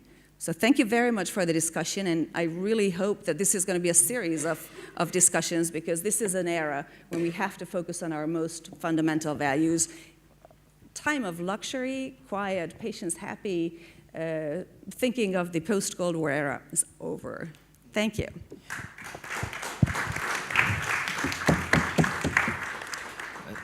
Reka, thank you very much indeed. Now, we have just over half an hour for questions from the floor, also for exploring differences within the panel, and I gather that David Castellanos has agreed to that he would quite like to at some point respond or give. So maybe we'll leave it towards the end in the final summing up. I would like to just throw one question, which I would like, I'm throwing actually to Reka, but anyone can answer on the panel, but briefly, please. To the list of challenges you mentioned at the end of your talk, I would have to add the danger of a euro crisis. And the problem there seems, at least to me, in transatlantic relations, is that, first of all, you have to persuade the European countries to try to take what is extremely difficult action to solve that crisis before it happens. Because when it does happen, it will be in a panic mode. But secondly, isn't it the case this is something on which the United States, however willing it is to help, finds it very hard to help in without seeming to interfere in one of the most major steps taken by the European Union? I very much agree with you, and I think this just really shows the complexity of the situation where Europe is in. And I very much am concerned that these problems, because in and of themselves, every single one of them would need the full attention of all the European nations, all the actors, both in Brussels as a community or as a union, as well as of the nation states. Yet, we still are in a historic situation that we cannot afford of only treating the individual problems. We have to see that in the grand design, in the sort of from the big picture, in context, and understand that these priorities have an impact on our situation in handling the big challenges. Thank you. Would anyone else like to? Yes. Result, and then Marek. Thank you, John. I agree with you that this is one of the most challenging possible developments in Europe. I'm sure you remember that in 2011, when Hungary chaired the Council of the EU, we have done our utmost to save the euro. And all the projects which have been then developed are still in realization. Budgetary union, bank union, and so on. This internal problem of the Eurozone is one of the most divisive issues inside the European Union. We talked quite much about the East-West divide, but this is on the surface. This is about ideologies. This is about long-term questions. It is about identities. But the euro crisis is about the North-South division. It is about money. And I think the divisive character of that divide is much more serious inside the EU. We have only one Eurozone member around the table, and that is Slovakia. And we in Central European countries must be very committed towards the Eurozone solving this problem, because this may sink the whole boat if it sinks. So we are very much interested in the success of the management of the euro crisis. And we have, however, a few important interests in this process. And I think we must be vocal about that. On the one hand, an absolute commitment towards solving this crisis. On the other hand, we have a few conditions. We don't want to see endangered the unitary character of the European Union, the unitary character of our budget, the unitary character of our institutions, the unitary character of our market, and the unitary character of our legal system. This is fundamentally important for the future of Europe. And some actors want to use the euro crisis in order to create the two-speed Europe. And we have to stand up against this two-speed Europe, because that will be the end of the whole project. Thank you very much. Perhaps I could ask Juraj to respond if he would wish to do so, and then Marek. Maybe Marek. Marek first. Well, I think this is a very interesting point, actually, because it relates to the relationship between, speaking from the Polish perspective, the relationship between Europe and modernization. The whole impulse for Poland to join the European Union had two aspects to it back in 15 years ago. One was the civilizational impulse, that Poland was moving back into the European family of nations, the traditions of democracy, rule of law, liberty, civilizational values. So it was a very symbolic impulse. But there was also a practical impulse, which was the role that the European Union played in Poland over the last 15 years in modernizing Poland through transfer payments and the high degree of benefit that Poland gained, not just from the free movement of labor for the enrichment of ordinary Poles moving to be able to work in the West, but the fact that there were very substantial infrastructure and cohesion funding streams coming to Poland from Europe. And I think what we face now is, I think, sort of a sense within Poland of perhaps a questioning of that. Not in any substantive sense, but I think Poland looking forward to the next decade, first of all seeing that, certainly in the next financial perspective, which is going to be negotiated soon, the level of funding will be cut by about a quarter. In any case, that's already been declared because of the result of the need for more funding going to the south of Europe, but also because of the linkage that is being, or was attempted to be made, between rule of law, fidelity, and funding streams. So the Poles see the next decade as being much less sort of secure in terms of funding than the previous 15 years were.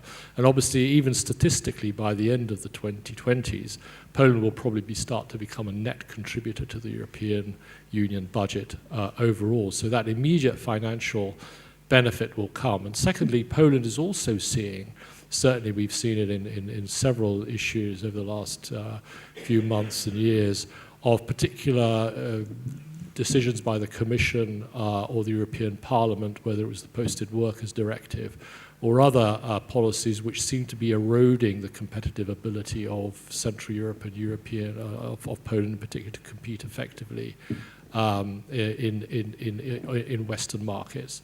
And as I said earlier in my initial comments, the departure of Britain, making Poland feel that perhaps in the future Europe will be much less ambitious in its agenda on liberalizing services, which is a large part of what Poland sees as its competitive benefit in Europe being.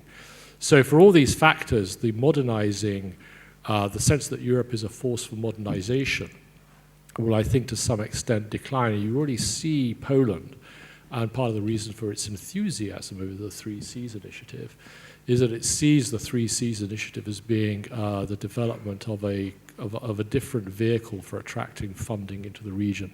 Some of the funding homegrown. There's the prospect of this large several billion euro fund being created on the basis of the 3 Cs, but also looking to funding from elsewhere, whether it's China, whether it's the Gulf, whether it's actually trying to attract US investments in other words, to diversify the sources of modernization funding into Central Europe. And I think that's one of the reasons why you're seeing this increasing divergence certainly between Poland and Brussels, that Poland no longer sees Brussels as being, I wouldn't say it's not being the modernizing impulse, but not being the only source of modernization that Poland can attract. Thank you. Would either Roman or Juraj like to come in? When the Czech Republic and other countries in Europe, Central Eastern Europe, Southern Europe, entered the European Union in 2004, most Czechs were in favor of adopting euro as soon as possible. Now, majority of Czechs, according to polls, are against euro, and are in favor of preserving the Czech crown. Why? What changed that? I would say the financial recession in 2008, and not only the recession, but the fear that if we adopt euro, we will be coerced by the European Union to bail out those countries of Europe which don't have their fiscal house in order. And still, after almost 30 years after the fall of communism, our countries, living standards in our countries are still lower than, for example, in Austria. So still we are much poorer than the old Europe or the Western Europe. And people in the Czech Republic fear that we have been fiscally responsible, and why to bail out those old European countries which have not been so. So that's the main reason why now most Czechs are not keen on adopting euro anytime soon. Okay, so maybe I can explain Slovakia's experience with the introduction of euro as a single eurozone member here around this table. So this adoption of euro currency was predominantly a pragmatic choice of Slovak political elites. We are also you can see on this example of Slovakia that really we adopted a totally different approach to our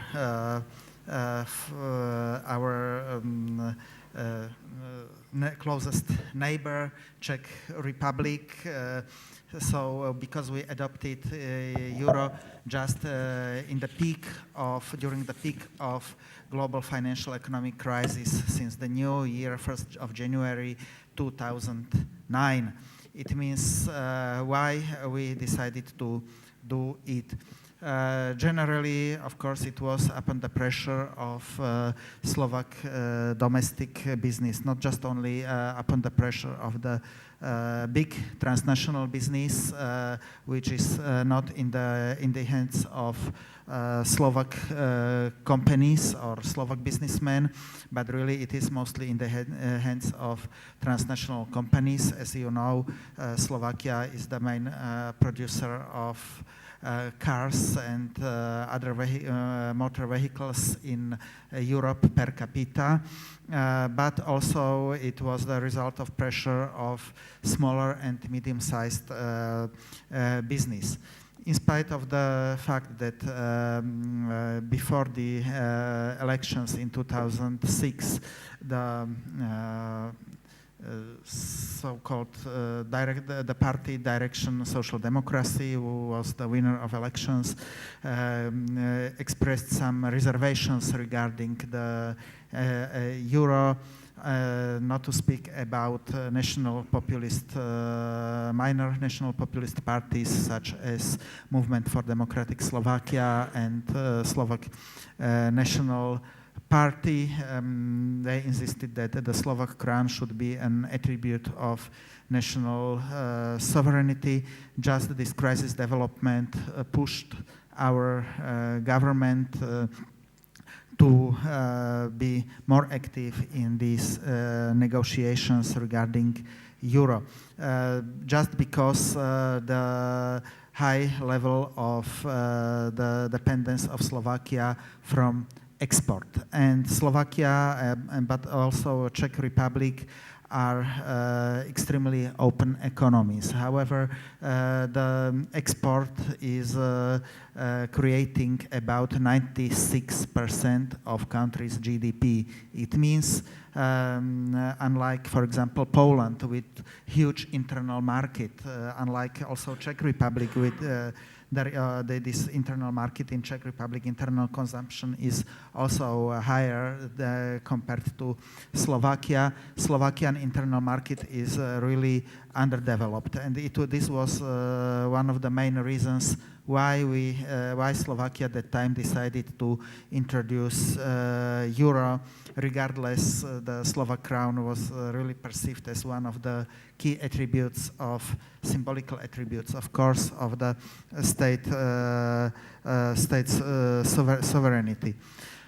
Therefore, of course, during the crisis and after the emergence of the so-called debt crisis, of the crisis of Eurozone in 2010-2011, on the rhetorical level, Slovak political elites, both from center-right parties but also center-left social democrats, they opposed to introduce this mechanism mechanisms of solidarity within the Eurozone and to provide the financial aid to Greece. However, just the more long-term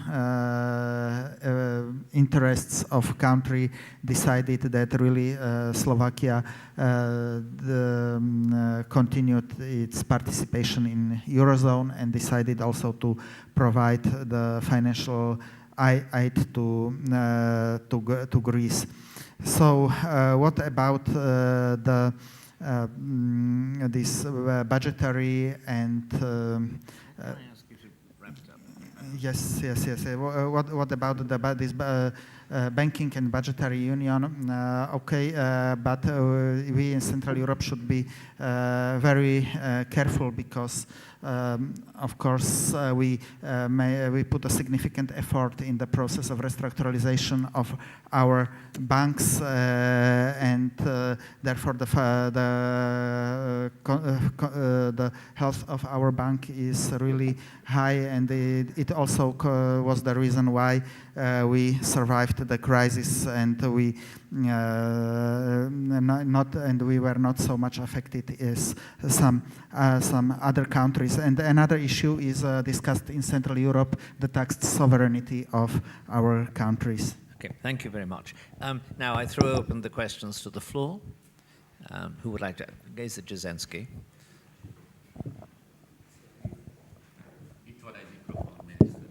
Take this one. Thank you very much. I am well known for my commitment to the Atlantic idea. Perhaps I'm even notorious for that. And I was very happy to learn about this panel and especially to listen to you, David. I think the late Prime Minister Antal could have delivered the same address, almost, what you said, not only because of a reference to Kossuth, but for the whole contents. A week ago, I had the honor to give a keynote address at the Central European University on reconciliation and the messages of the last century.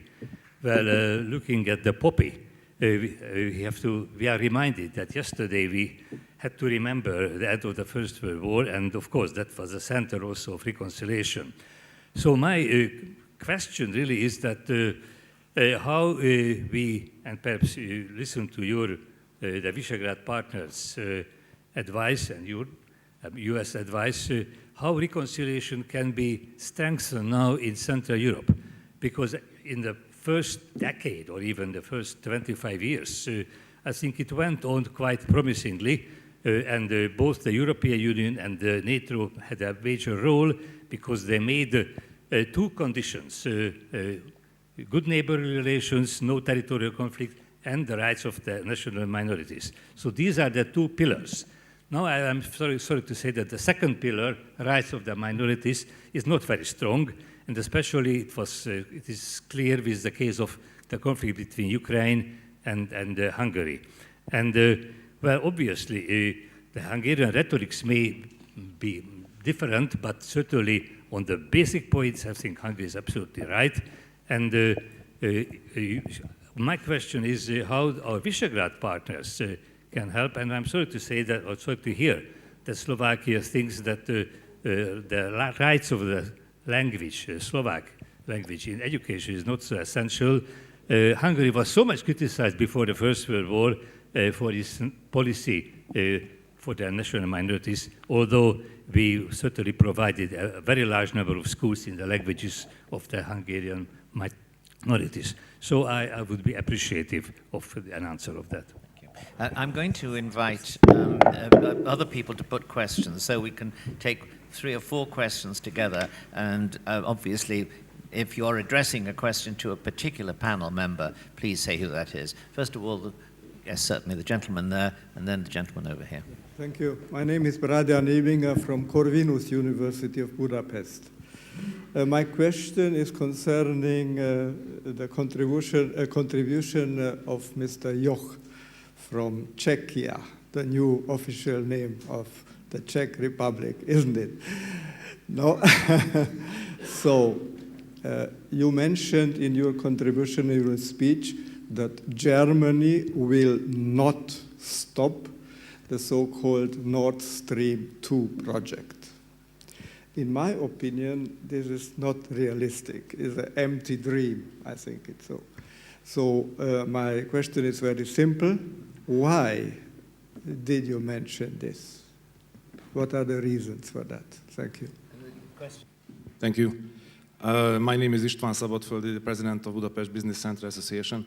Having heard the keynote and the panelists, I was just have a feeling of welcome to Kafkaland, you know, considering all the diverse opinion of different issues, which was actually touched by the keynote speaker at the beginning. I have two questions, actually. One of them is concerning the energy supply.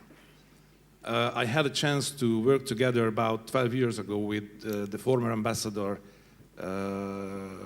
Mr. George Walker, from in that subject, you know, to promote the LNG terminal in the Krk Island in Croatia, which project basically failed. And one of the reasons, because there was no feasible rate of return possibility, concerning, you know, that the Gazprom could always get down the prices of the LNG supply prices basically any time. So the question is that, is there any willingness to finance that gap, you know, because otherwise, from commercial point of view, that type of energy supply is just simply not feasible. The other question is concerning the Ukraine issue between Hungary and Ukraine concerning the language law and all of the other issues.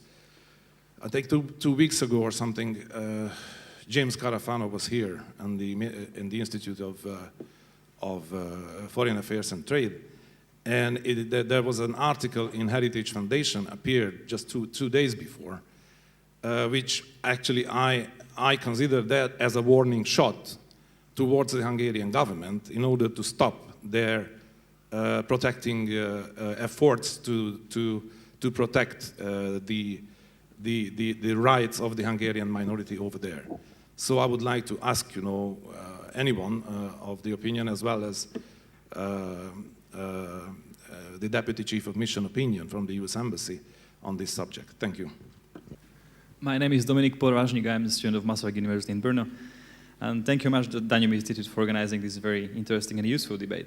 I was quite, to a certain extent, shocked that only at the end of the panel, Madame Semerkényi mentioned China, which is very important in shaping the geopolitics in this region and also in Europe.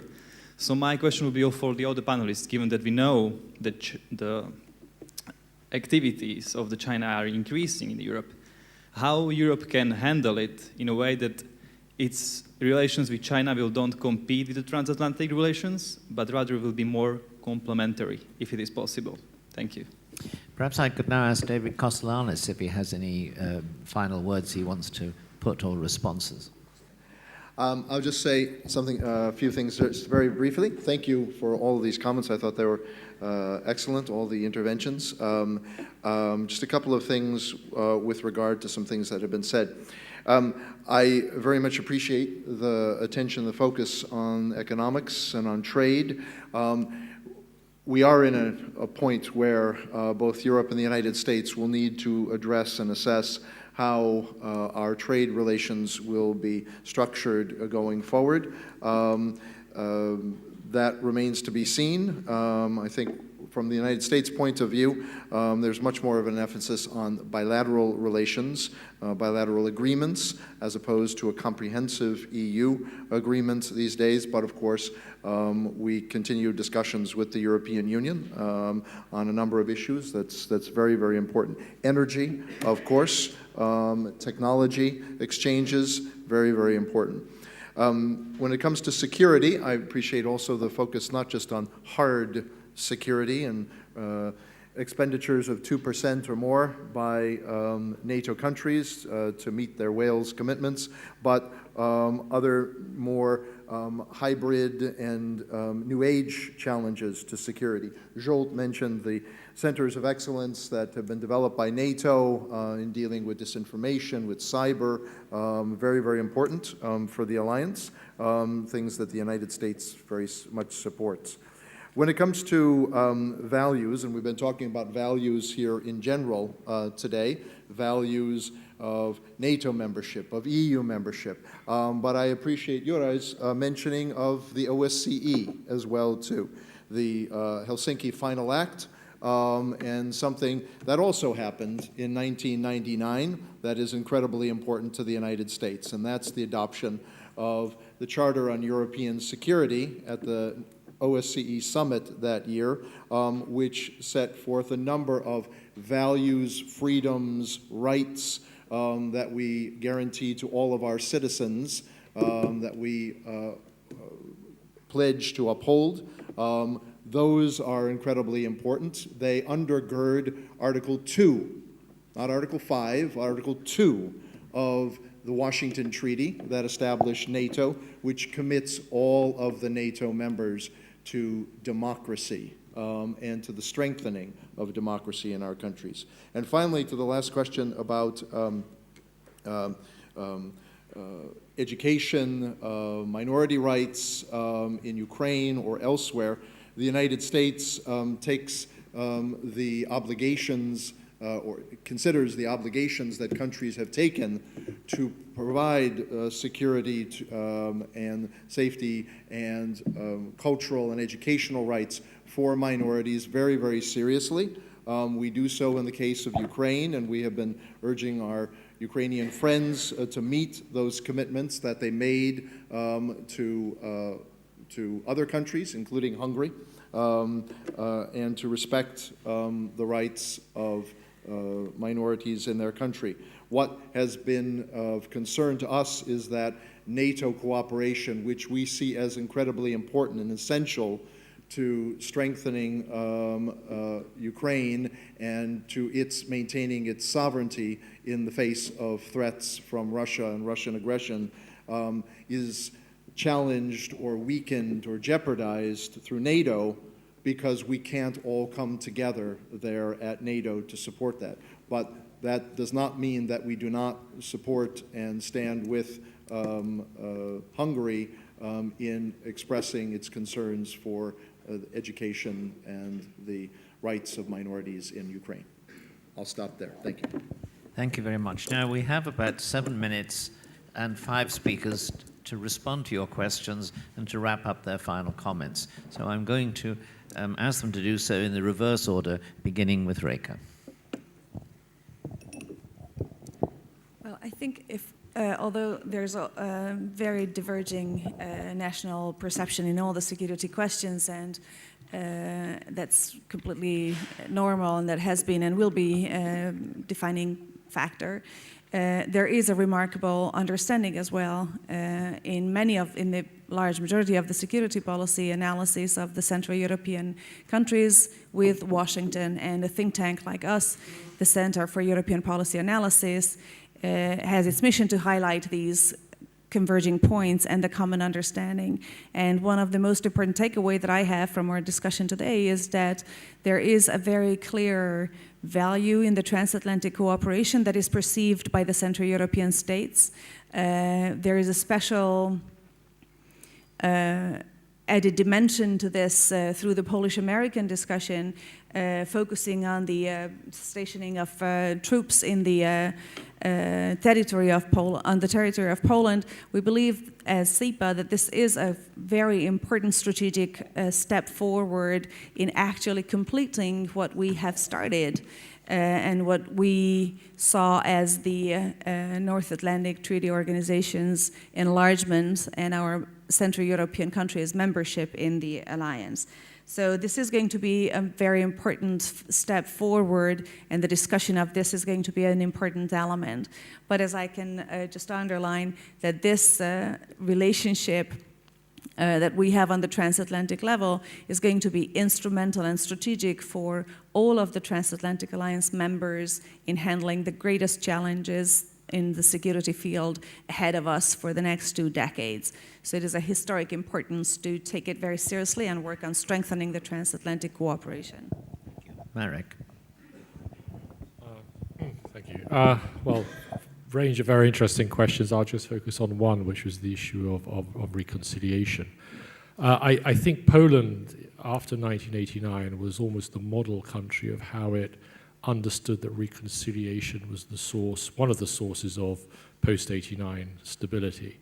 It started off in 1990, actually, with the remarkable pictures of Prime Minister Mazowiecki and Chancellor Kohl embracing at the occasion of a reconciliation meeting which laid the foundation for a new Polish-German agreement on border and other bilateral relations, but it was very symbolic. That symbolism was right at the heart of the post-1989 politics, and we've had Poland actually in this immediate post-89 period showing its fidelity or loyalty to the vision of Jerzy Giedroyć, who was one of the great émigré thinkers in Paris after the war, who recognized that the future of Poland, security in any post-Soviet scenario, rested in a grand reconciliation with countries to the east, with the Ukraine, with Belarus, with Lithuania, as the best way of building up a new regional relationship that would be an effective buffer against Russia. And he worked tirelessly on the theme of reconciliation in order not to have the pre-war demons overcome and dominate post-Soviet politics. Now, Poland has demonstrated that it supported the Orange Revolution, it supported the Maidan.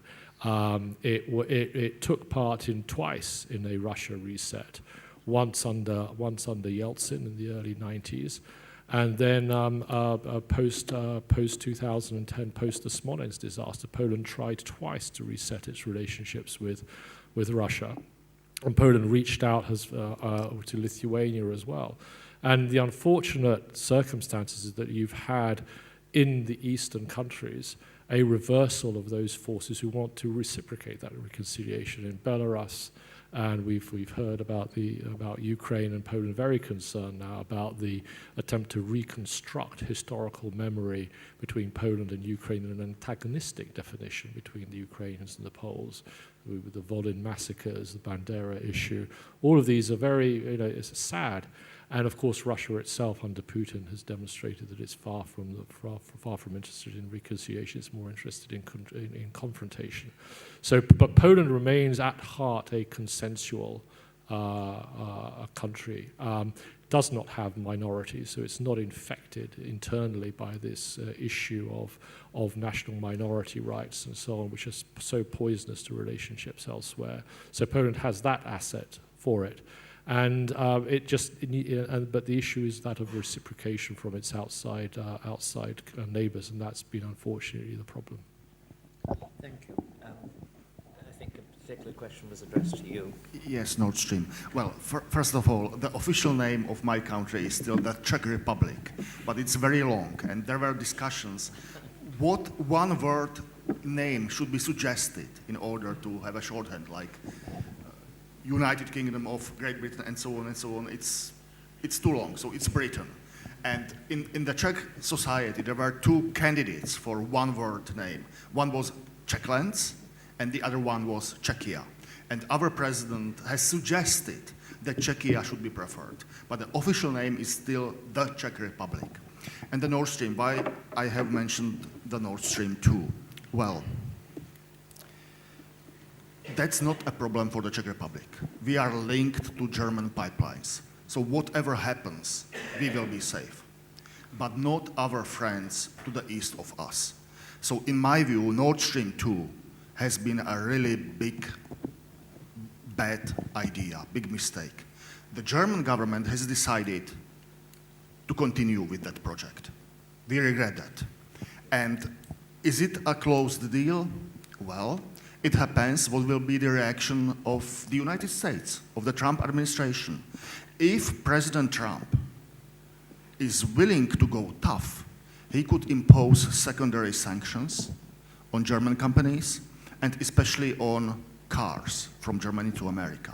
And that would be a terrible situation for us because Czech economy is a province of German economy, especially concerning cars. If Trump administration imposes, let us say, 25% tariff on German cars, we are a toast. Czechs are a toast in that case. So the question is open in my view, and I hope the situation between, well, first of all, I hope the Germans will reconsider. Do I believe that? No, they will not. And the only remaining question is, what would be the American response? Thank you.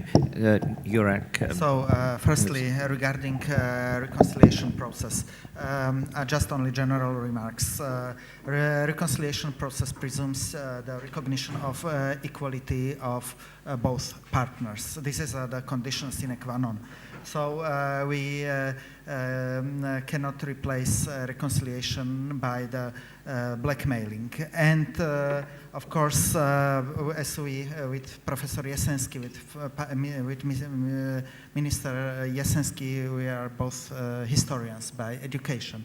And we, I think we are both aware that the escalation of the tensions between the two countries never in the past contributed to the improvement of the situation of minorities, at least not in the long-term perspective. So it's not the case of particular minorities living in particular countries, but it is in fact the issue everywhere in the world. Regarding energy supply, so I think firstly we must change the paradigm of thinking. So it's, of course, we can see this European approach has been changed in a significant way in 2009, but still. What's the approach of Russian Federation? According to Russian Federation, the gas export issues are on the first place. Political issues, security issues are just on the second place. They are also economic issues. They used simply the political tools how to improve the economic state of Russian Federation. From a European and Western perspective, still this economic business approach is on the first place. And the last question there was China. So I participated in a few conferences focused on 16+1 strategy, One Belt, One Road, etc. So now I have my perception, personal perception is that this project of China simply made disappointment on both sides. On the side of China, simply they consider this, in fact, bilateral approach, China with particular small Central European countries as exhausted. On the other hand, at least from the perspective of Slovakia as a small, relatively small country, it also didn't contribute to some significant investments from China. But also we are the witnesses of some failures, like, for example, highways in Poland, or, for example, I don't know what's the current state of the railway, Belgrade, high-speed railway, Belgrade, Budapest. So the dream of Slovakia is to build its continuation to at least to Bratislava, but unfortunately we still didn't see the final station of this railway in Budapest. So one layer is this level of PR, political marketing, which is of course important for the image of China, but also for our countries, because of course we need some sources for modernization. But on the other hand is this impact, this real effect. So in my opinion, however, we must rely more on our own sources of modernization and not to expect that China will provide us the new grants such as European Union. Thank you very much. And now, Zsolt, the last word goes to you. Thank you, John. Mr. Jesensky's question concerning the reconciliation and minority rights. I think we are here all aware of the important development with the Serbian-Hungarian reconciliation, which has taken place. And the Serbian-Hungarian reconciliation was as important as with any other neighbors. And we have got there tools, we have got there a process, and we have got there a very important cooperation developing. So I believe that if it was possible with the Serbians, I think that it will be successful into other neighborhood relations as well. There are some changes, I think, in the Slovak dimension as well. For example, the reburial of Esterházy János, which was approved by the whole Slovak Catholic Synod, I think is a very important step into this direction. However, minority rights are still very long road to work on. I think there it is the most important that we should be convinced about our strategy. We should strengthen the minorities, Hungarian minorities in the neighboring countries.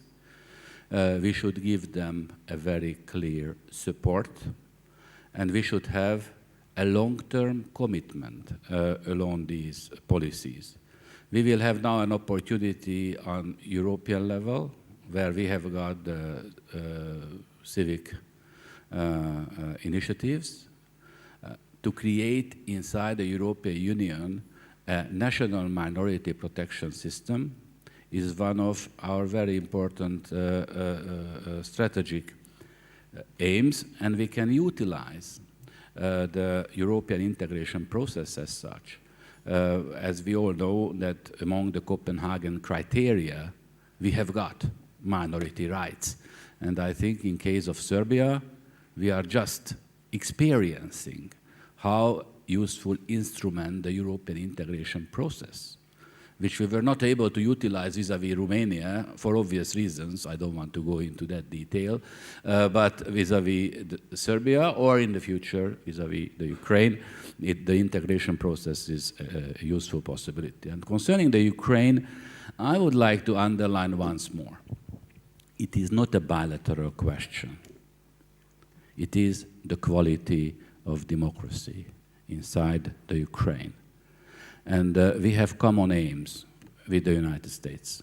We may differ concerning the instruments. The United States was very helpful in mediating between the Hungarian and the Ukrainian foreign minister and so on. We still need that process. But there is not going to be a stable Ukraine if ethnocentric nationalism will drive the activity of that country. The long-term stability of the Ukraine is based on the solution of the Education Act, of the language law, of other similar problems. And I would like to comment on the statement. One of our panelists said that there is a competition between regional Central European organizations. I would like to come back to that. So I think the 3Cs initiative, the B9 initiative, the Visegrad 4 initiative, or even the Slavkov initiative, but I really don't know too much about that, are not conflicting each other. We drive into the same direction. We create a kind of subjectivity, international subjectivity of the Central European region. And all these initiatives tie into this. For us, yes, V4 is very close to our heart because of József Antal, because of 1335, because of the operational successes, especially on European Union level. And finally, for the ability to organize such conferences, to sit around 4 of us, like today.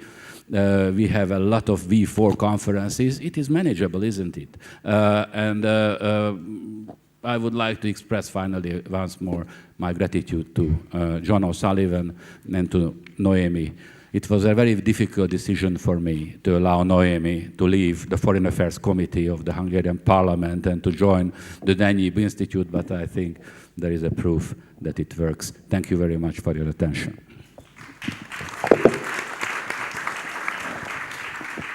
Ladies and gentlemen, before I thank the speakers, I'd just like to say a couple of words. One is to thank my colleagues, Melissa and Violet, for the work they put into this conference, and in particular, as has already been underlined, to Naomi Karani, who, our deputy director, who is the whose baby this conference is, and it is now proved to have been a very successful birth and flourishing. So many thanks. I'd like to thank all of you. I'd like to stress the final remarks from Zsolt, which were when you compare the ability of the countries of this region, both within the region and discussing matters with Western Europe and the United States, when you compare their stability and the reasonable relations between all of them, even when this is disrupted by, for example, the invasion of Ukraine, and compare that with the fears that were expressed in the region and in other parts of the world about the likely development of Central and Eastern Europe following the end of the Cold War and the collapse of the Soviet Union, that represents a tremendous improvement on which we can build rather than simply a set of disconnected crises which frighten us. I'd like to thank David Kostelanetz for his opening address, which raised all the major issues, and for his responses. And I'd like to thank all of the members of the panel, each of whom I thought presented a very strong, solid, analytical argument, and together with some very hopeful suggestions for the future. And I'd like to thank you finally for being an attentive and responsive audience, and to say that the discussion isn't really over, because there's going to be, you're going to continue with some food and drink, and you were able to talk to all of the panelists if you didn't get satisfaction the first time. So thank you again, and thank you panelists for tremendous performances.